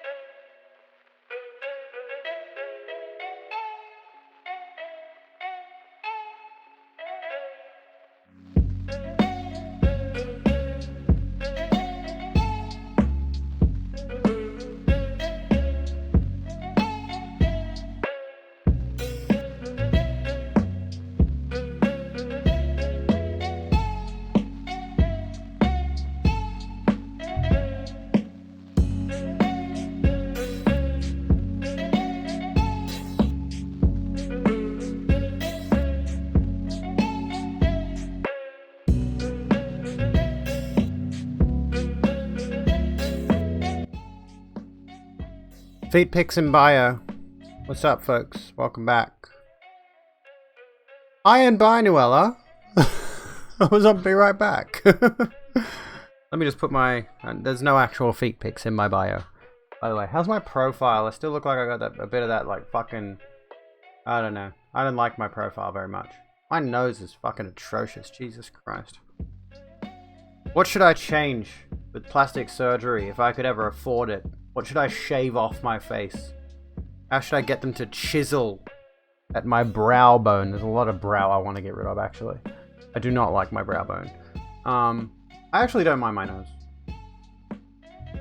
But I can't believe, like, I used to when I was significantly heavier. It's not so much a thing now, but I used to have this atrocious double chin thing. And I'm so glad I lost weight. So glad I lost weight, because now, like, I don't have this awful, like, I don't know, I looked like I had just, like, no chin, or, like, an underbite, or whatever it was. It looked awful. Ugh. Ew. Anyway. We should embrace our long, heroic noses. I have perfection, thank you. Here I am fishing for compliments.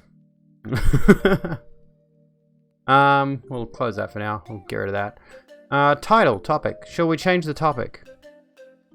Bro looks like ski jumps.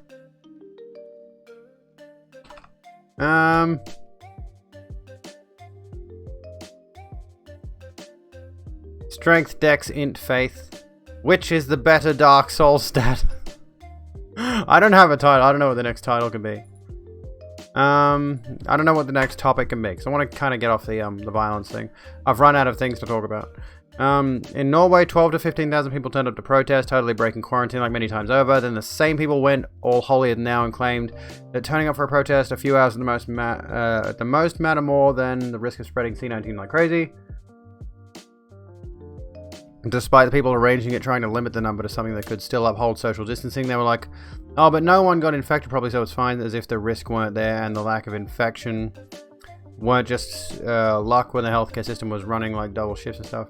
For anyone else who's a nurse and a person of color was so pissed at them she wanted to strangle the whole lot. That's understandable. Magnus Carlsen, isn't he the chess player? Yeah, so we haven't done the feet pics meme in a while. I need a new title. I need what topic do we go into? I did want to talk about content creation plans for 2021. Will that fit as a title, or is that too long? That's too long. That's huge. That's way too long. Should we talk about this? Because I've mentioned it a couple times now. I do want to keep doing the YouTube videos I've been doing. To an extent. Like over the past, like at the tail end of 2020, at the tail end of the hell year, which we're just, like I said, we're going into 2020 New Game Plus. This was known from the beginning. We should have prepared for this. We knew this was coming. But content plans for 2021, for me personally. I'm going back to video essays. I did one. I can't believe I did one in 2020. And it was Outrage Merchants, and it was good, but it wasn't my best work. And I'm looking to up the ante for the next one that I'm doing. Again, you can watch the preview on Patreon, $5 tier and above. Also, I'm going to mention this about the Patreon thing. I feel like Patreon is a dirty word. I uploaded a thing on Instagram where I mentioned specifically Patreon in the description, and it didn't get as many likes as my posts usually get. And I think Instagram actually suppresses mention of Patreon in the algorithm because of Patreon's history with the sex worker crowd. Although it's sitting at 21 likes now, so that's not too outside the norm. Anyway. My plan is to go back to the same kind of video essays that I've dabbled in briefly. And I have a couple of videos that strike the video essay format to an extent. Can I go back to this scene maybe, or is this not exciting enough? Where can I put you? I'm gonna put you over there. Content plans. Yeah. I want to have something on this screen over here, but I don't know. Do I put something on it? Where did I get this? I got this off, Ansi Labs, the official Ansi Labs. This is one of the good ones. My dad has a fidget cube that's absolutely dreadful. It's the worst. I went to his place recently, and his fidget cube is an absolute abomination. At least the one that I picked up. No satisfaction from any of it whatsoever. It was woeful. Fucking hated it. I am autistic as fuck, for the record. Fidget cube is my life. I need to start carrying this around in my handbag. Yes, I have a handbag. But anyway, I've put together a script and I have recorded for my next major video. My next major video essay that I'm doing. I hate that my hands get cut off now, or whatever. And the plan is for 2021, for YouTube at the very least, the goal is to get one of these video essays out per month. I'm not going to push myself to like, I think my original goal was, to do like one every week or 2 weeks when I first released Outrage Merchants. And then I released that and I never followed up on it. I went straight back to gamer content. But, my goal this year is to educate myself and you by doing a ton of research onto specific topics and releasing these video essays throughout one a month. I've got a few ideas written down. One big one that I really want to release around my birthday because it's particularly personally important. So that's like 7 months away. That's something to look forward to. I'm going to shoot for the 12th of July with that one. Anyway, Patreon isn't... No, I mean Patreon as in the website Patreon used to be very commonly used for sex workers. People would go on to Patreon because you would go and find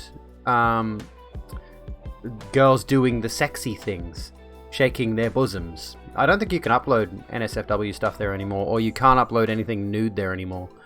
Your birthday is June 31st. I'm the 11th of July, but here's a cute little thing.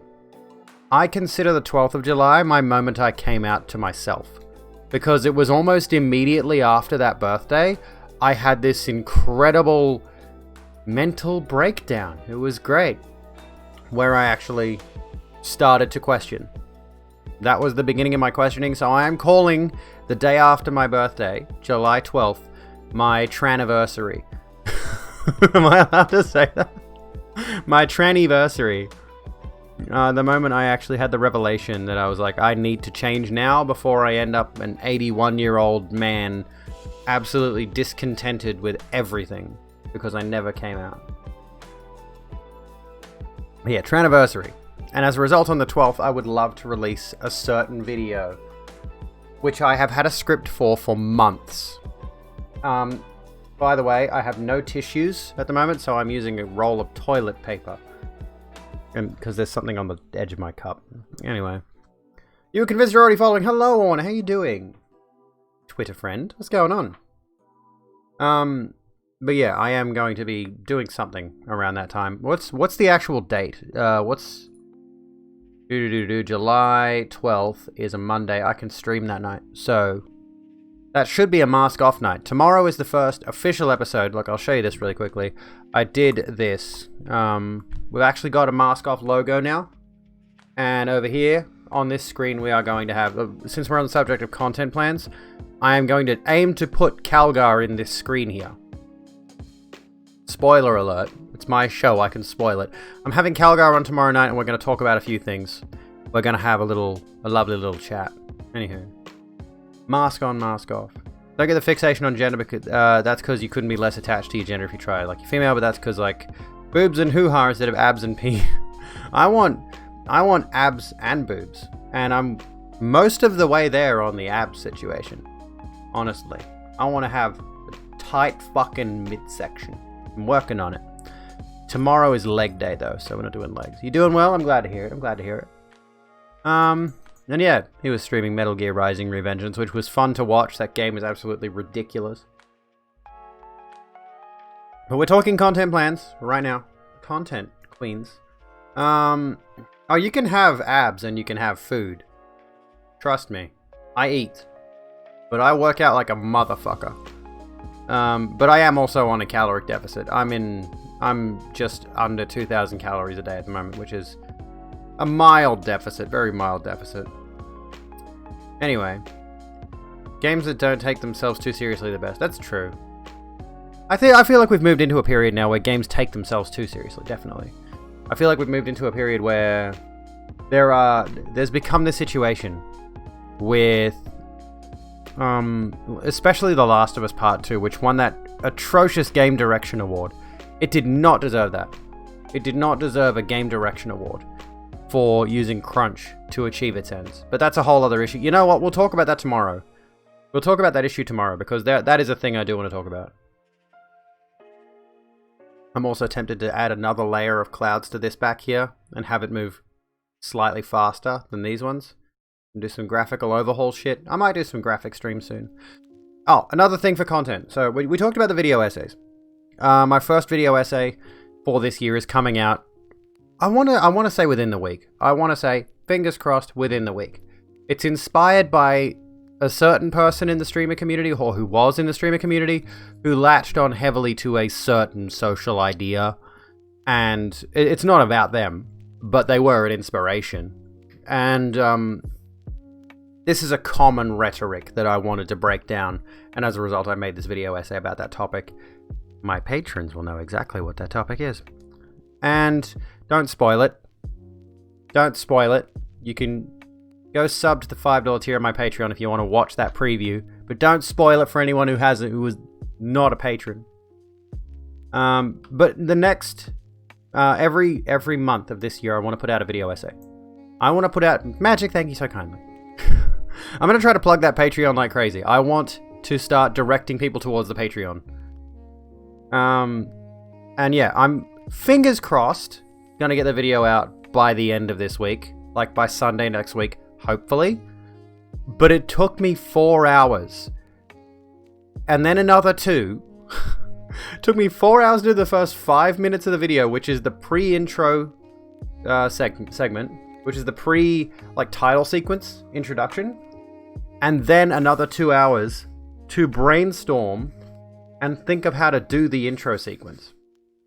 Which is ridiculous when you consider... I'm going to spoil this bit, but the intro sequence is very, very, very simple. But it took me 2 hours of sitting there ruminating, throwing ideas around, trying different things before I was like, this is how I want to do it. And I may even go back and revise it, because I have a way that I would love to revise that whole thing. If I can manage it. If I can add some more animation to it and such. But overall, I hope you guys will like the video essay that's coming. And then, Another one in February. I've kind of been ruminating on exactly which topic that I want to go with, because I thought about making the videos alliterative. Every video would have its name, the name of the video. The single word titles at the moment is what I'm going for. Would be alliterative with the month, but I realize that kind of limits the way I can name my videos. So the first one is not J for January. The second one may be F for February, but I'm not sure. I'm not going to restrict myself like that.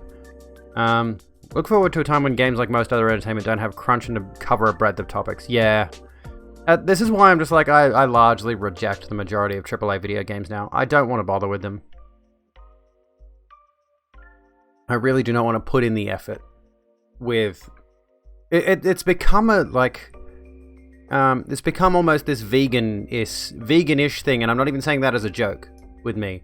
Where it's like, I will boycott certain areas of the games industry if I know they exercise abusive practices. I will simply refuse to support companies that I know use crunch. I'm just not going to buy The Last of Us. I'm just not going to buy Cyberpunk. You know, I'm going to focus on indie companies like Supergiant, who made Hades, for example. I'm going to play some more Hades at some point. Stardew, who is like one guy, really. But that's where I'm at with video games.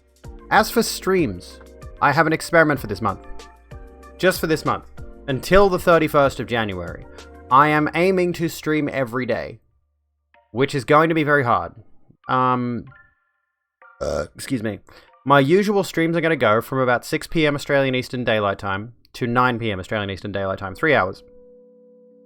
So that's going to be Sunday, Monday, Tuesday, Wednesday. And then after those streams, of course, we'll raid somebody. We'll find someone fun to hang out with. And I'm going to go off and work on my videos. And then on Thursday, Friday, Saturday nights, I would like to stream after my kids go to bed, which is about 7:30, 8 o'clock. So I might try to get on at 9 PM, hoping they've gone to sleep, fingers crossed. And we can do some casual game streams, maybe some pixel art streams. Chill out, chat, whatever. I have no actual plans for them. It's just going to be rogue up late sort of thing. No specific goals for that right now. I may just make those gaming streams. Because gaming streams are pretty easy. I don't have to do much. I can just play the video games. Means you'll miss some of the streams. I mean, I do intend to upload them to Rogue Offline, my offline YouTube channel, my VOD YouTube channel. Those will still be up there. If you want to watch them, if you want to catch them after the fact. Is it sucky of you to, with permission, not use the gender-neutral term of a friend of yours prefer? Because in Norwegian there's no gender-neutral pronouns for people and animals, just things. Can't get over the whole mindset of it's rude to talk as if someone is a thing, not a person, has Asperger's. I mean, I have Asperger's. Well, I was diagnosed Asperger's. We call it autistic here in Australia now. It's just high-functioning autism. Asperger's is not a diagnosis anymore. But yeah, if it's pronouns you mean, you should respect someone's pronouns. My grandmother completely ignored mine today. She's 90. I tried not to let it get to me, but it really did impact my day after that when she was specifically calling me by my dead name, specifically calling me he and him after my mother explained it to her. But again, 90-year-old woman. Literally just had her 90th birthday on the 2nd of January, I believe it was. So, gotta try to not let it get to me too much. But if you are, you know, of a sound mind, a reasonable age, anything, you should try. If your friend requests a certain set of pronouns or what have you. You should respect dead names, respect pronouns, because that does have a significant emotional impact on people. I didn't think it would hit me as hard as it did. But being referred to as he and him, right, like, vividly, in the corner of my ear, this ear, vividly, said both the words he and him within seconds of each other as she's leaving. And I'm just like, well, that's great, cool, And I'm like, what do I respond with to a 90-year-old grandmother? Great-grandmother, sorry. What do I say? You know? But generally speaking, you should respect a person's pronouns. You should respect a person's name because that does have an impact on them. It's like if, what was I going to say? It's like if you go up to somebody who you know, doesn't like being called Bruce. Their name is Mark. Person's name is Mark. And they don't like being called Bruce, but you go up to them and you call them, hey, Bruce. You go, hey, Bruce, how you doing? And they say to you, I don't like being called Bruce. It's rude. Can you stop that? And then they come up to that guy again. And they're like, oh, hey, how you going, Bruce? It would piss you off, wouldn't it? It would piss you the fuck off. But I feel like there's something about pronouns, there's something about a dead name when it comes to trans people. I can't put my finger on the psychology behind it, but personally, it actually had an impact on me, and I'm just like, wow. Why did that hit me so hard? I don't know why that hit me so hard, but it did. I'm gonna sit over this one for a sec, because look at this background, man. Like, dude, look at this fucking background. That's sick. I don't know who did this artwork, but I want to find out. I put up... Actually, maybe... Let me try something. Let me go to my desktop backgrounds folder. Neon. Maybe this one has a watermark. Let me have a look. Nope. God damn it. I just searched for like neon backgrounds a while back and vaporwave and stuff like that. And I found all these cool wallpapers. And I just like... I cannot find the artists. I would love to find the artists and see if they have anything more. I might need to reverse image search some of these. Because some of them are sick. Get wallpaper engine? I might do that. Thank you for the recommendation, Bobby. By the way, welcome in. How you going? What's going on? Friend said it's fine and defended me when someone else blew up on me over it. Oh, I see. If streamers who you've known for 12 months can remember your pronouns, surely everyone else can. Exactly. I mean, it helps to have they, them next to your name, Kaz. You got the pronouns extension... You remember when, I've got caps lock on. You remember when Ellie was misgendered at a convention? That would suck.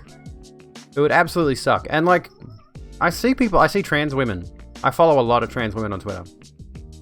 One of whom just decided the other day to post her tits after previously never having done that. But I'm like, okay, whatevs. What was I going to say? Well, in general... all these trans women I follow are gorgeous women. They're stunning. I'm like, I would not at all clock you if I saw you in the street. I am very clockable. Sorry, but I'm not unclockable, Gorge. My voice is probably the biggest proponent of giving me away, but these women are stunning. And they're constantly posting stories of how they've been misgendered, and I'm like, but fucking how? How though? How are people misgendering you? I picked a heck of a time to take a break. I know. I was thinking that recently. I was like, dude, a coup on the United States Capitol? Are you serious? I missed that? I mean, I didn't miss it. I was tuned into the whole fucking thing. My eyes were glued to my phone, but... Still, I would have loved to comment on it while it was going on. I mean, that sounds terrible, but I would have loved to actually had a running commentary on that situation while it was going on. My goal, honestly, my ambition with streaming, my ambition with content creation would be to be able to hit the live button whenever I fucking need to and report on breaking stories. But being that my situation is that I have a regular gym schedule, I do a part-time job in order to gain some measure of income, a small measure of income. It's not enough to support me, honestly. And I have had to miss some of that work over this past week or so because I've had the kids. I have not been able to go to that. And because of the fact that I have to have the kids on certain days, I can't just be live whenever. I would really absolutely love to be able to just go live and report on breaking news stuff as it's happening. That would be my dream. Be able to actually report on this stuff live. But them's not the breaks, sweetheart. Sadly. Yeah, so no, it's not a sex term. It's, yeah, if people can tell if you're trans. Do I have more Twitter followers than Donald Trump? I do. I guarantee you, beyond a shadow of a doubt, he did not have 88.9 million followers or whatever it was. A non-insignificant portion of that audience, that following, was bots. For sure. Absolutely. Had to limit yourself to how much you were watching because you were trying to avoid a panic attack and still ended up crying before the end of the day. I know, it's very frustrating and sad. It's awful. Welcome back to you too, Broken. How you doing? We were talking content plans, now we've gone into into the drumpf thing. Can I use the term drumpf? Props on being a present parent who spends time with their offspring. I mean, yeah, I would like to be that. And thing is, reality of the situation is, Lincoln may be going to preschool this year, which means I have time during the day. I could at least work during that time. Probably won't be able to stream during that time. Maybe. Possibly. But Lily's at school.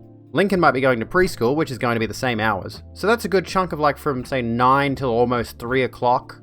Just before 3 o'clock. Where I'm going to have a bunch of time to myself when I have the kids. On Thursday, Friday. You know. And the situation may be that my kids and their mother may be moving, and I might only have the kids on weekends. They might be moving further away to a point where it would be inconvenient for me to actually have them in the situation that I have them now. So, the year ahead is uncertain. We may actually see some changes to my content with regards to schedule moving around and such. So, there's that to consider. You watched a video about Gypsy Crusader. Who is Gypsy Crusader? I don't know who that is. Are they a neo-Nazi? I get the suspicion they're a neo-Nazi. Know your meme. Openly racist alt-right. Oh, okay. Yeah. Is an openly racist alt-right activist and streamer who gained online notoriety with his streams in which he dresses up and acts as the Joker on Omegle, often asking provocative and racist questions. In November, clips of Gypsy Crusader streams received spread and became a viral subject of discussions on iFunny, Twitter, and image boards. Who uses iFunny? Jesus. Oh no, PogChamp over here. PogChamp, guys. I shouldn't show that on stream because he's a white supremacist or whatever it is that he is. So much more than that. What is iFunny? It's not funny. It's the opposite of funny. It's just some stupid meme website. He was attacked by protesters at a BLM movement because his mother said all lives matter. He was a BLM supporter. Once he was attacked, he decided to go full neo-Nazi. Oh, I see. Oh, okay. Why would you do that? That reminds me of that that girl who turned trumpet. Forget what her name is. I'm ASMRing right now. This girl who turned trumpet. What's her fucking name? Oh my god, her name's on the tip of my tongue. Because she went to a Trump rally or she went to some event and the Trump people were nice to her. They were polite, so she switched sides. That was it. Like, are you fucking serious, bitch? Are you kidding? You're gonna jump over to the side of fascism because some trumpets were nice to you. Like, what? No, I forget what her name is. Like, I think she is white. But the name, this is not her, by the way, but the name Anastasia Palaszczuk comes to mind, and she's an Australian politician, I think. And the surname of this girl is very similar. Like Palaszczuk. It's, I can't remember what this woman's actual name is. Anastasia's on the good side, okay. I know Berejiklian is not. Berejiklian's fasci. And just anyone who disagrees with me is a fascist. Feels like they were never true supporters anyway, yeah. Anna's Labour. Labour's okay. Labour's not bad, but they're not good. Labour is not as bad as the Democrat Party in America.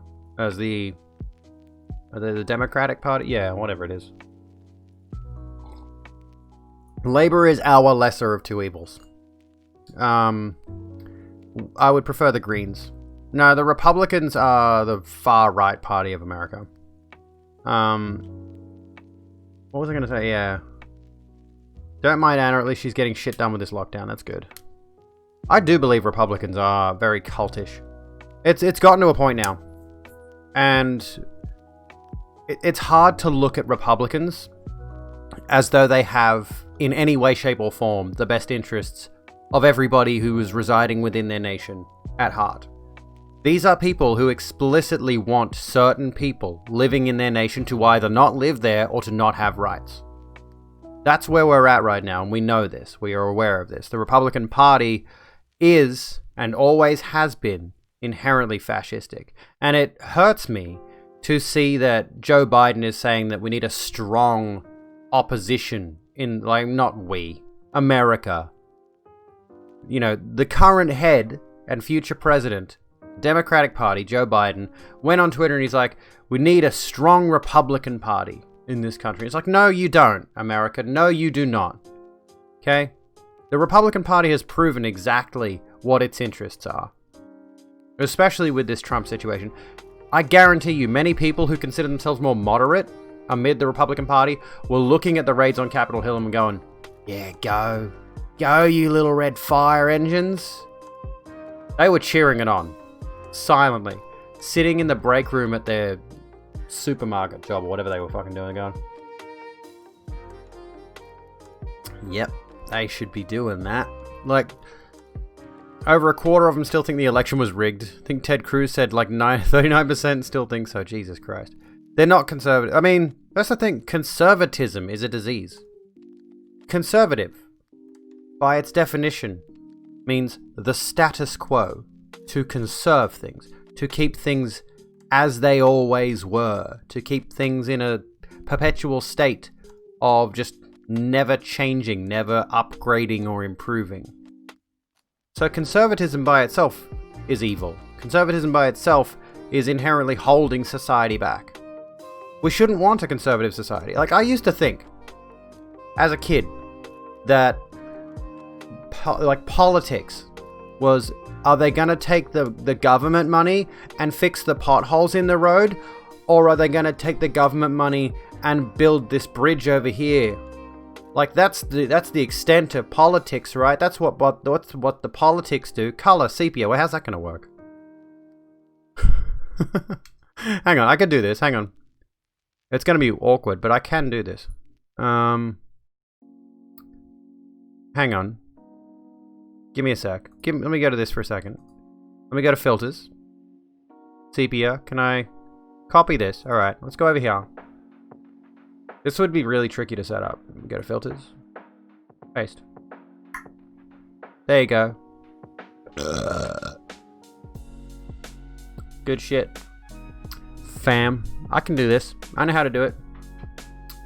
Alright. So, I'll give you a minute. I'll just do it on my phone because I'm lazy. I don't want to go ahead and set up the whole thing right now. There's too much effort involved. Once that goes ding ding dong, we'll change it back to normal. You don't typically watch the late night shows, but Colbert did a video the day of the coup that summed up how a lot of Americans felt on that day. Did he? Have a look. Classically, Abby would be so pissed at me right now. What? Because of my sepia tone?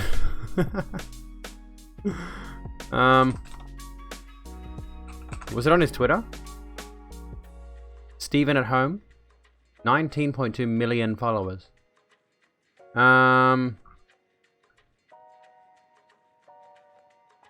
me have a look. No, okay. Where's the video? Because of conservatism. Ah, fuck her. If she's actually genuinely a conservative, fuck her. I mean, obviously she is. Obviously she is. But, yeah. I can't. Classically, Abby would make you post feet pics only. Wait, you mean classic me, Abby? Old Abby? What's old Abby? I don't even know. There we go. Dismiss that one for a sec. Alright, we're going to have to go over here now. We're just going to be lazy. Inverted colors. If I can, here we go. Filters. Turn this one off. What OBS needs to do? Is America great again? Okay, I'll give that a look. Once this filter is gone. This actually makes me look prettier. I don't know what it is, but I actually like the way I look like this. Maybe I should get a blue lipstick. Should I get like a teal? You think I should get a teal? I think so. I'll see if I can find a teal lippy.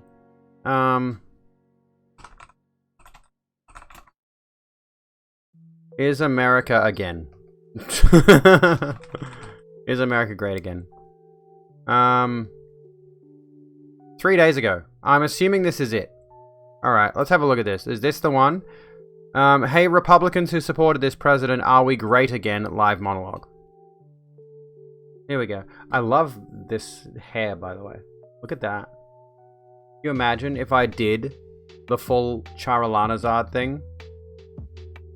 Dude. I'm getting inspo from this. This is cool. No more filters. We're gonna watch a video. Okay, no more filters. There we go. As soon as I can automate that, I really just want to be able to automate that, but it's fucking, I'm not doing another one. You can reverse it or something. Okay, let's have a look at this. Let's turn this off for a sec. Let's watch this. Is America, yeah, Alana is bae. She's lovely. Okay, here we go. Let's have a look at this. Hey everybody. Hang on.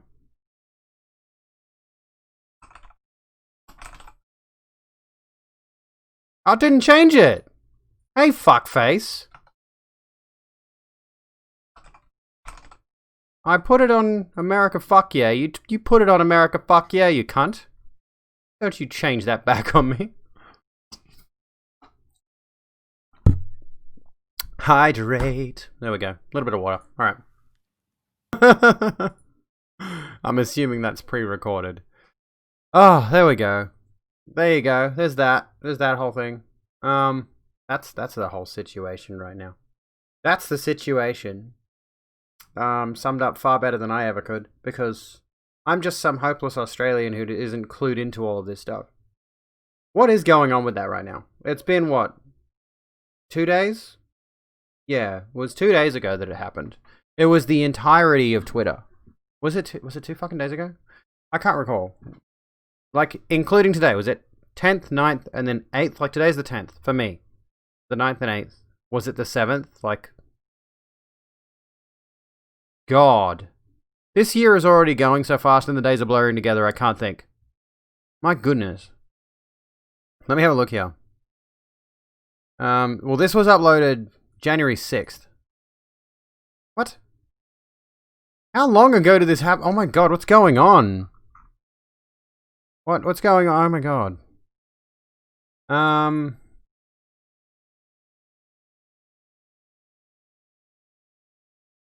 Mob of Trump support 3 days ago. Why does this feel so weird to, like, why is time falling apart? I can't, my brain is not working anymore. Time doesn't exist. We made it up. Okay, I refuse to believe. I could have sworn it was like the 8th that it happened. It's the 6th according to this. Anyways, never thought all your US history and government classes would be so useful. I need to read more history. Need to read more. Both. I need to read more history, more philosophy, more political theory. It's all this fucking shit, dude. Like, it's driving me insane. I'm definitely going to be picking up something. So I'll take recommendations on theory books and historical texts and stuff like that if you've got them. I'm gonna read 1984 because in the wake of this, of course, as you may have been made aware. You know what? I don't like these full stops. I'm gonna get rid of them because I feel like they just they fuck up the title. Anyway, I want to read 1984 because in the wake of all this, as you may be well aware by now, Donald Trump's Twitter account got suspended. Of course it did. Indefinitely suspended. And there are many folks who are claiming, including PragerU, who tweeted, PragerU went out of their way to tweet 1984, right? They tweeted just the phrase. I don't know when they tweeted it. I believe I retweeted it. And I said, Orwell was a socialist. I can't find it now. January 9. When was this? When did this happen? Jesus Christ. Big Tech. Here we go. Big Tech is officially Big Brother. There's a thing. This is what they think. And there is merit to be made. There is a point to be made about corporations. Corporations with as much power as Twitter, Facebook, Google, Apple, etc. have got. They have more power than the governments of the world do have. Let's get that out of the way right now. They have an incredible amount of power. Absolutely insurmountable. No government can technically take them. The governments of the world are virtually at the whim of these big tech corporations. Yes, true. However, Twitter and a bunch of other services decided to shut down Trump's accounts, decided to, in effect, silence him, right? Except for the fact that he is the President of the United States of America, at least until the 20th, or the 21st, or whenever it is. I fucking don't know. Shut up. Around about then. He's still the President of the United States who used his immense social power to command his following to commit a violent attack on the Capitol building of the largest democracy in the world. To try to destabilize that democracy and try to institute a fascist dictatorship. Right?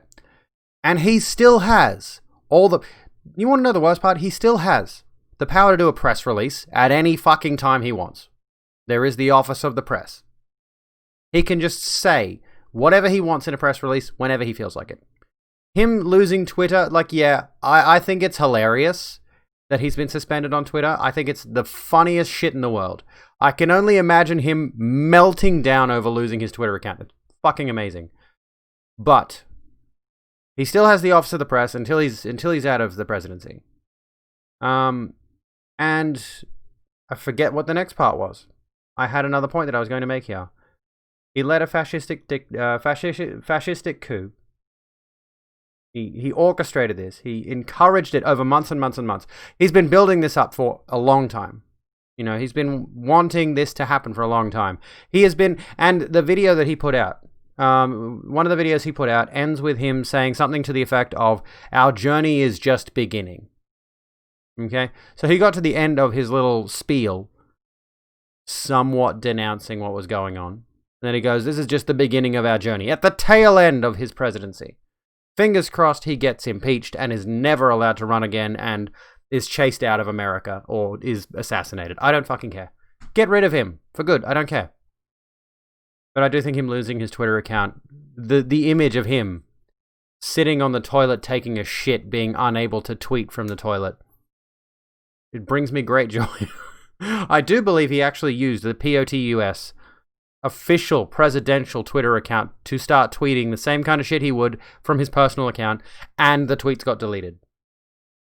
The tweets got deleted because I believe, even though he is in charge of that account, he is not.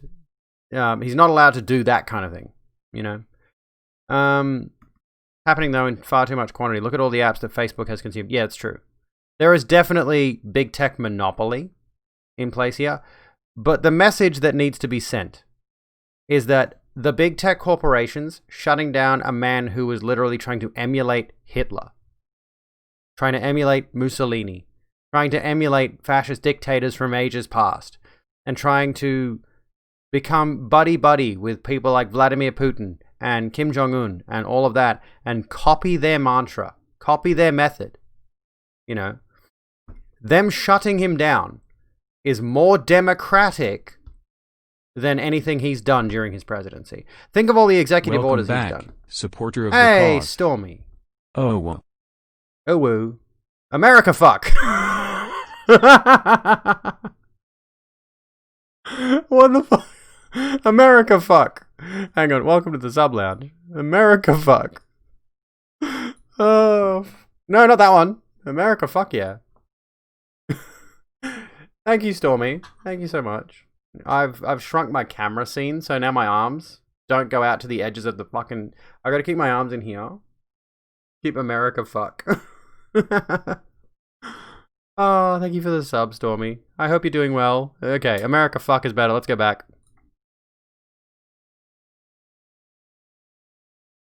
World is a fuck. America fuck. Perfect. Perfection. Absolute perfection. Ah, okay. So why impeachment is important is it would bar him from ever running. It does. That's not true. Okay, that's not true. There are several other steps that need to be taken post impeachment to assert that he can never run for president again, and it's virtually a jail sentence. It's virtually a prison sentence. Everything that would have to be done. There's more than just the impeachment itself. I'm not sure of the specifics right now. But there would be more that would be needed to be done in order to orchestrate his complete and total removal from power. Anyway. How are you, Stormy? How you doing? How's it going? So yeah, this big tech is officially Big Brother thing. The issue with so many people who have been tweeting hashtag 1984 is here. I think I did a joke about 1984 is here. What was it? 1984 is here when I silence you with my thick powerlifter thighs. Yeah. The situation, of course, and here's some more red caps. What was I gonna say? Fuck, I can't remember. They're misinterpreting that, yes, big tech has a lot of power. Yes, it does, of course. But the point of 1984, again, haven't read it, but I know enough about it, and I'm going to read it. I know enough about it to know that it was the actual government, i.e. the people who are in the direct position of power over the populace, who were using that power to silence others. Right? That's the situation we're in. 1984 was not about first and foremost, 1984 was not about a big tech company like Twitter silencing the literal attempted dictator of America. Like, the man has more power than literally anybody else. 1984 was about silencing any kind of speech that goes against the government. Same narrative with Fahrenheit 451. It's the government. It's the government, right? It's not the big tech, okay? And at the very least, I don't agree with big tech doing this kind of stuff. I don't agree with big tech. Like, I think it's a bit... I get why they're doing it. I understand why they're doing it. And it basically is virtue signaling. Let's be honest with ourselves. All of these big companies, Apple deciding to take Parler down from the App Store. I think Google did it for the Play Store as well.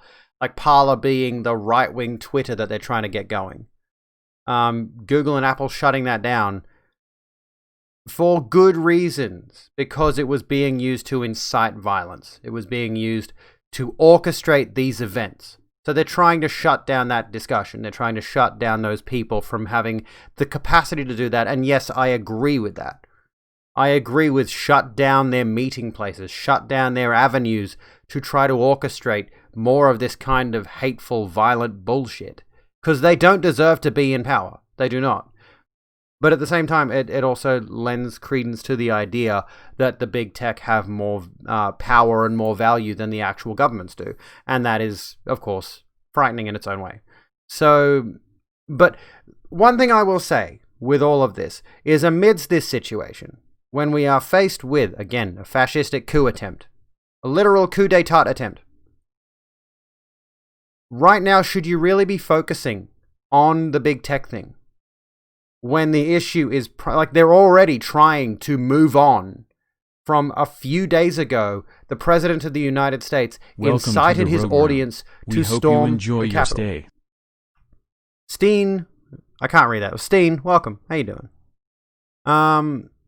Yeah, the President of the United States, just a few days ago, tried to incite his base to storm the Capitol building of the United States of America. Right? Can we kick that fucker out? Anyway, well, can we kick the current fucker out in the United States White House? That was the situation there. It's like a few days ago, this huge event that everybody is focusing on. Everybody was focusing on, and should still be focusing on. We shouldn't let this just go by the wayside in favor of discussing the big tech thing. That is a discussion that needs to be had.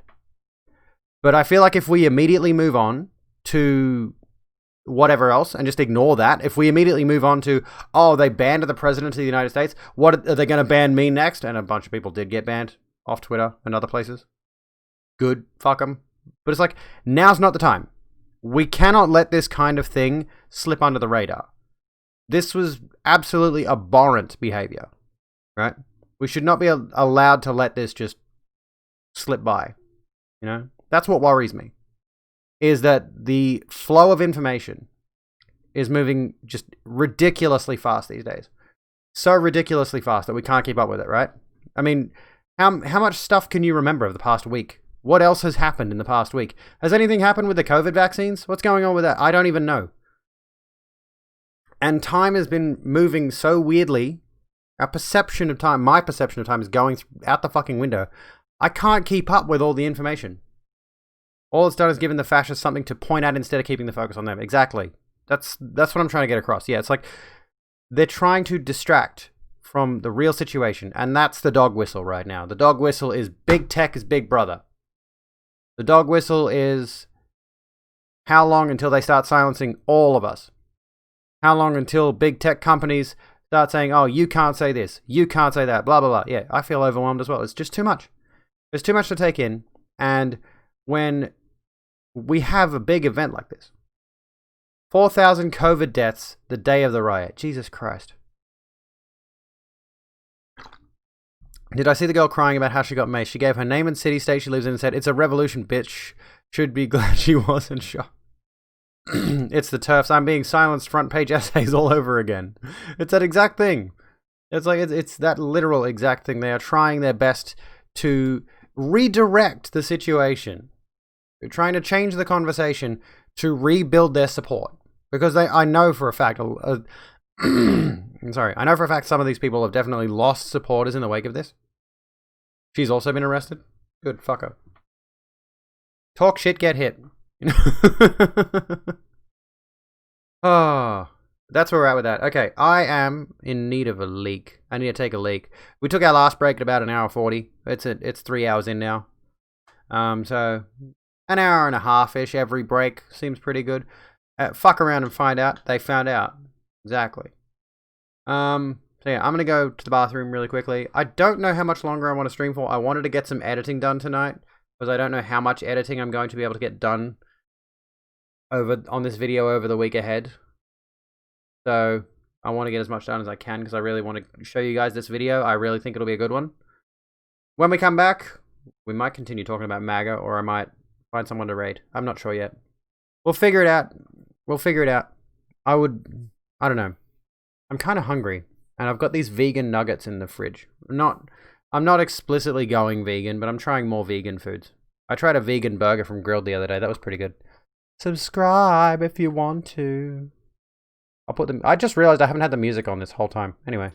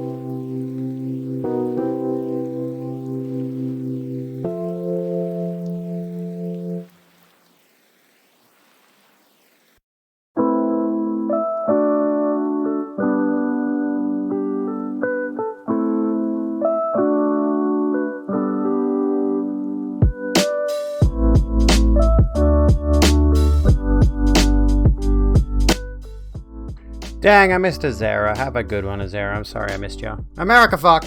Trans pride worldwide. Always trans pride. I gotta move this title. It's in the way of stuff. So, anyway. What's going on? What's happening? I'm gonna move that underneath my overlay.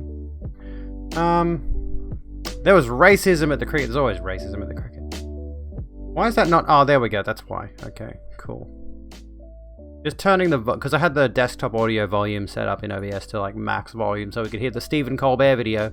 If you're going to send me a video, by the way, if you have a video you would like me to react to, if you have a link or whatever it is, make sure it's one with a reasonable volume scaling for some reason. There have been a few videos where it's like you guys can barely hear it when I've turned every possible volume option I have available to me up.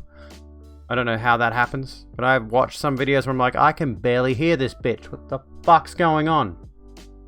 Anyway, I think I might actually call it there. As much as I would like to keep going with the America fuck shit, and everything, and fascism, and all of that, there was another topic I was considering talking about, and I've lost my train of thought on what exactly it was.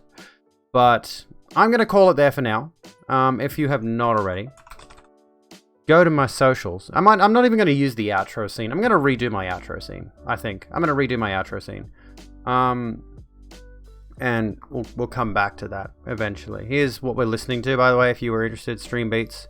So yeah, if you have not already, please subscribe to my YouTube, please follow my Twitter, my Instagram, and check out the Patreon if you are interested. There is a $1 and $3 tier, or is it? I think there's a $1, $3, $5, and then $10 and $100 tiers.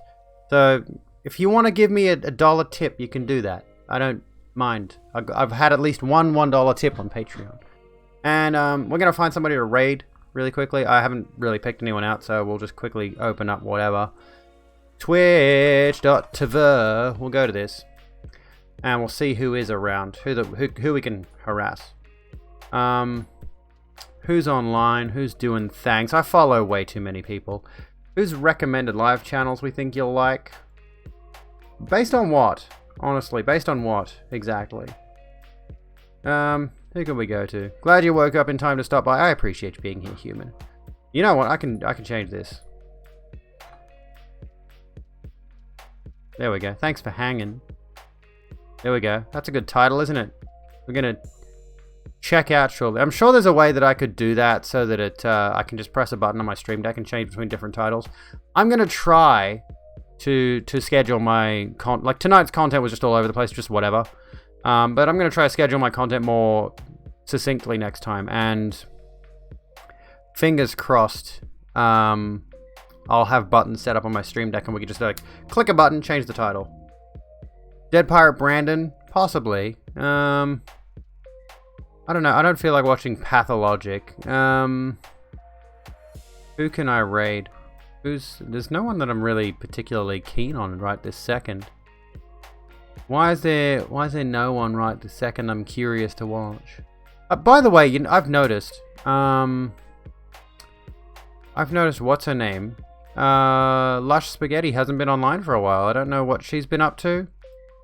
Think he's doing just chatting right now? We'll have a look. Have again. Oh no, we won't, because we're gonna get an ad. Fuck your ad. I'm gonna do this.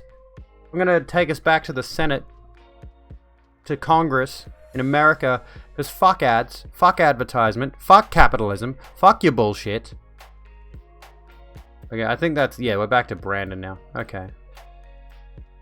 Well, we can go to him. We can go to him for a bit if you want. Why not? Not capital letters. It's been a while since I've swung by his stream, so that'll be fun.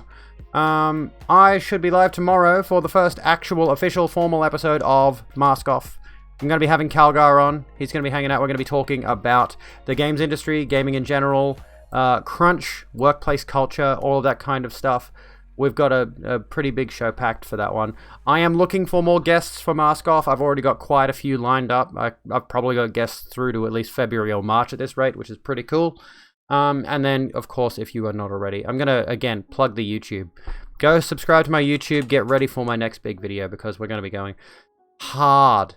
Going to be going hard and heavy on the video essays, big topics, big discussions, a lot of sarcasm, tons and tons of sarcasm, a lot of a lot of off the cuff jokes. I noticed. I made a few off the cuff jokes in this video, and I quite enjoy doing that.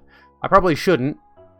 I'm pretty good with sticking to a script, but because I have a teleprompter, for those of you wondering, I have a teleprompter. It's fancy shit, but anyway, that's the end of the stream for right now.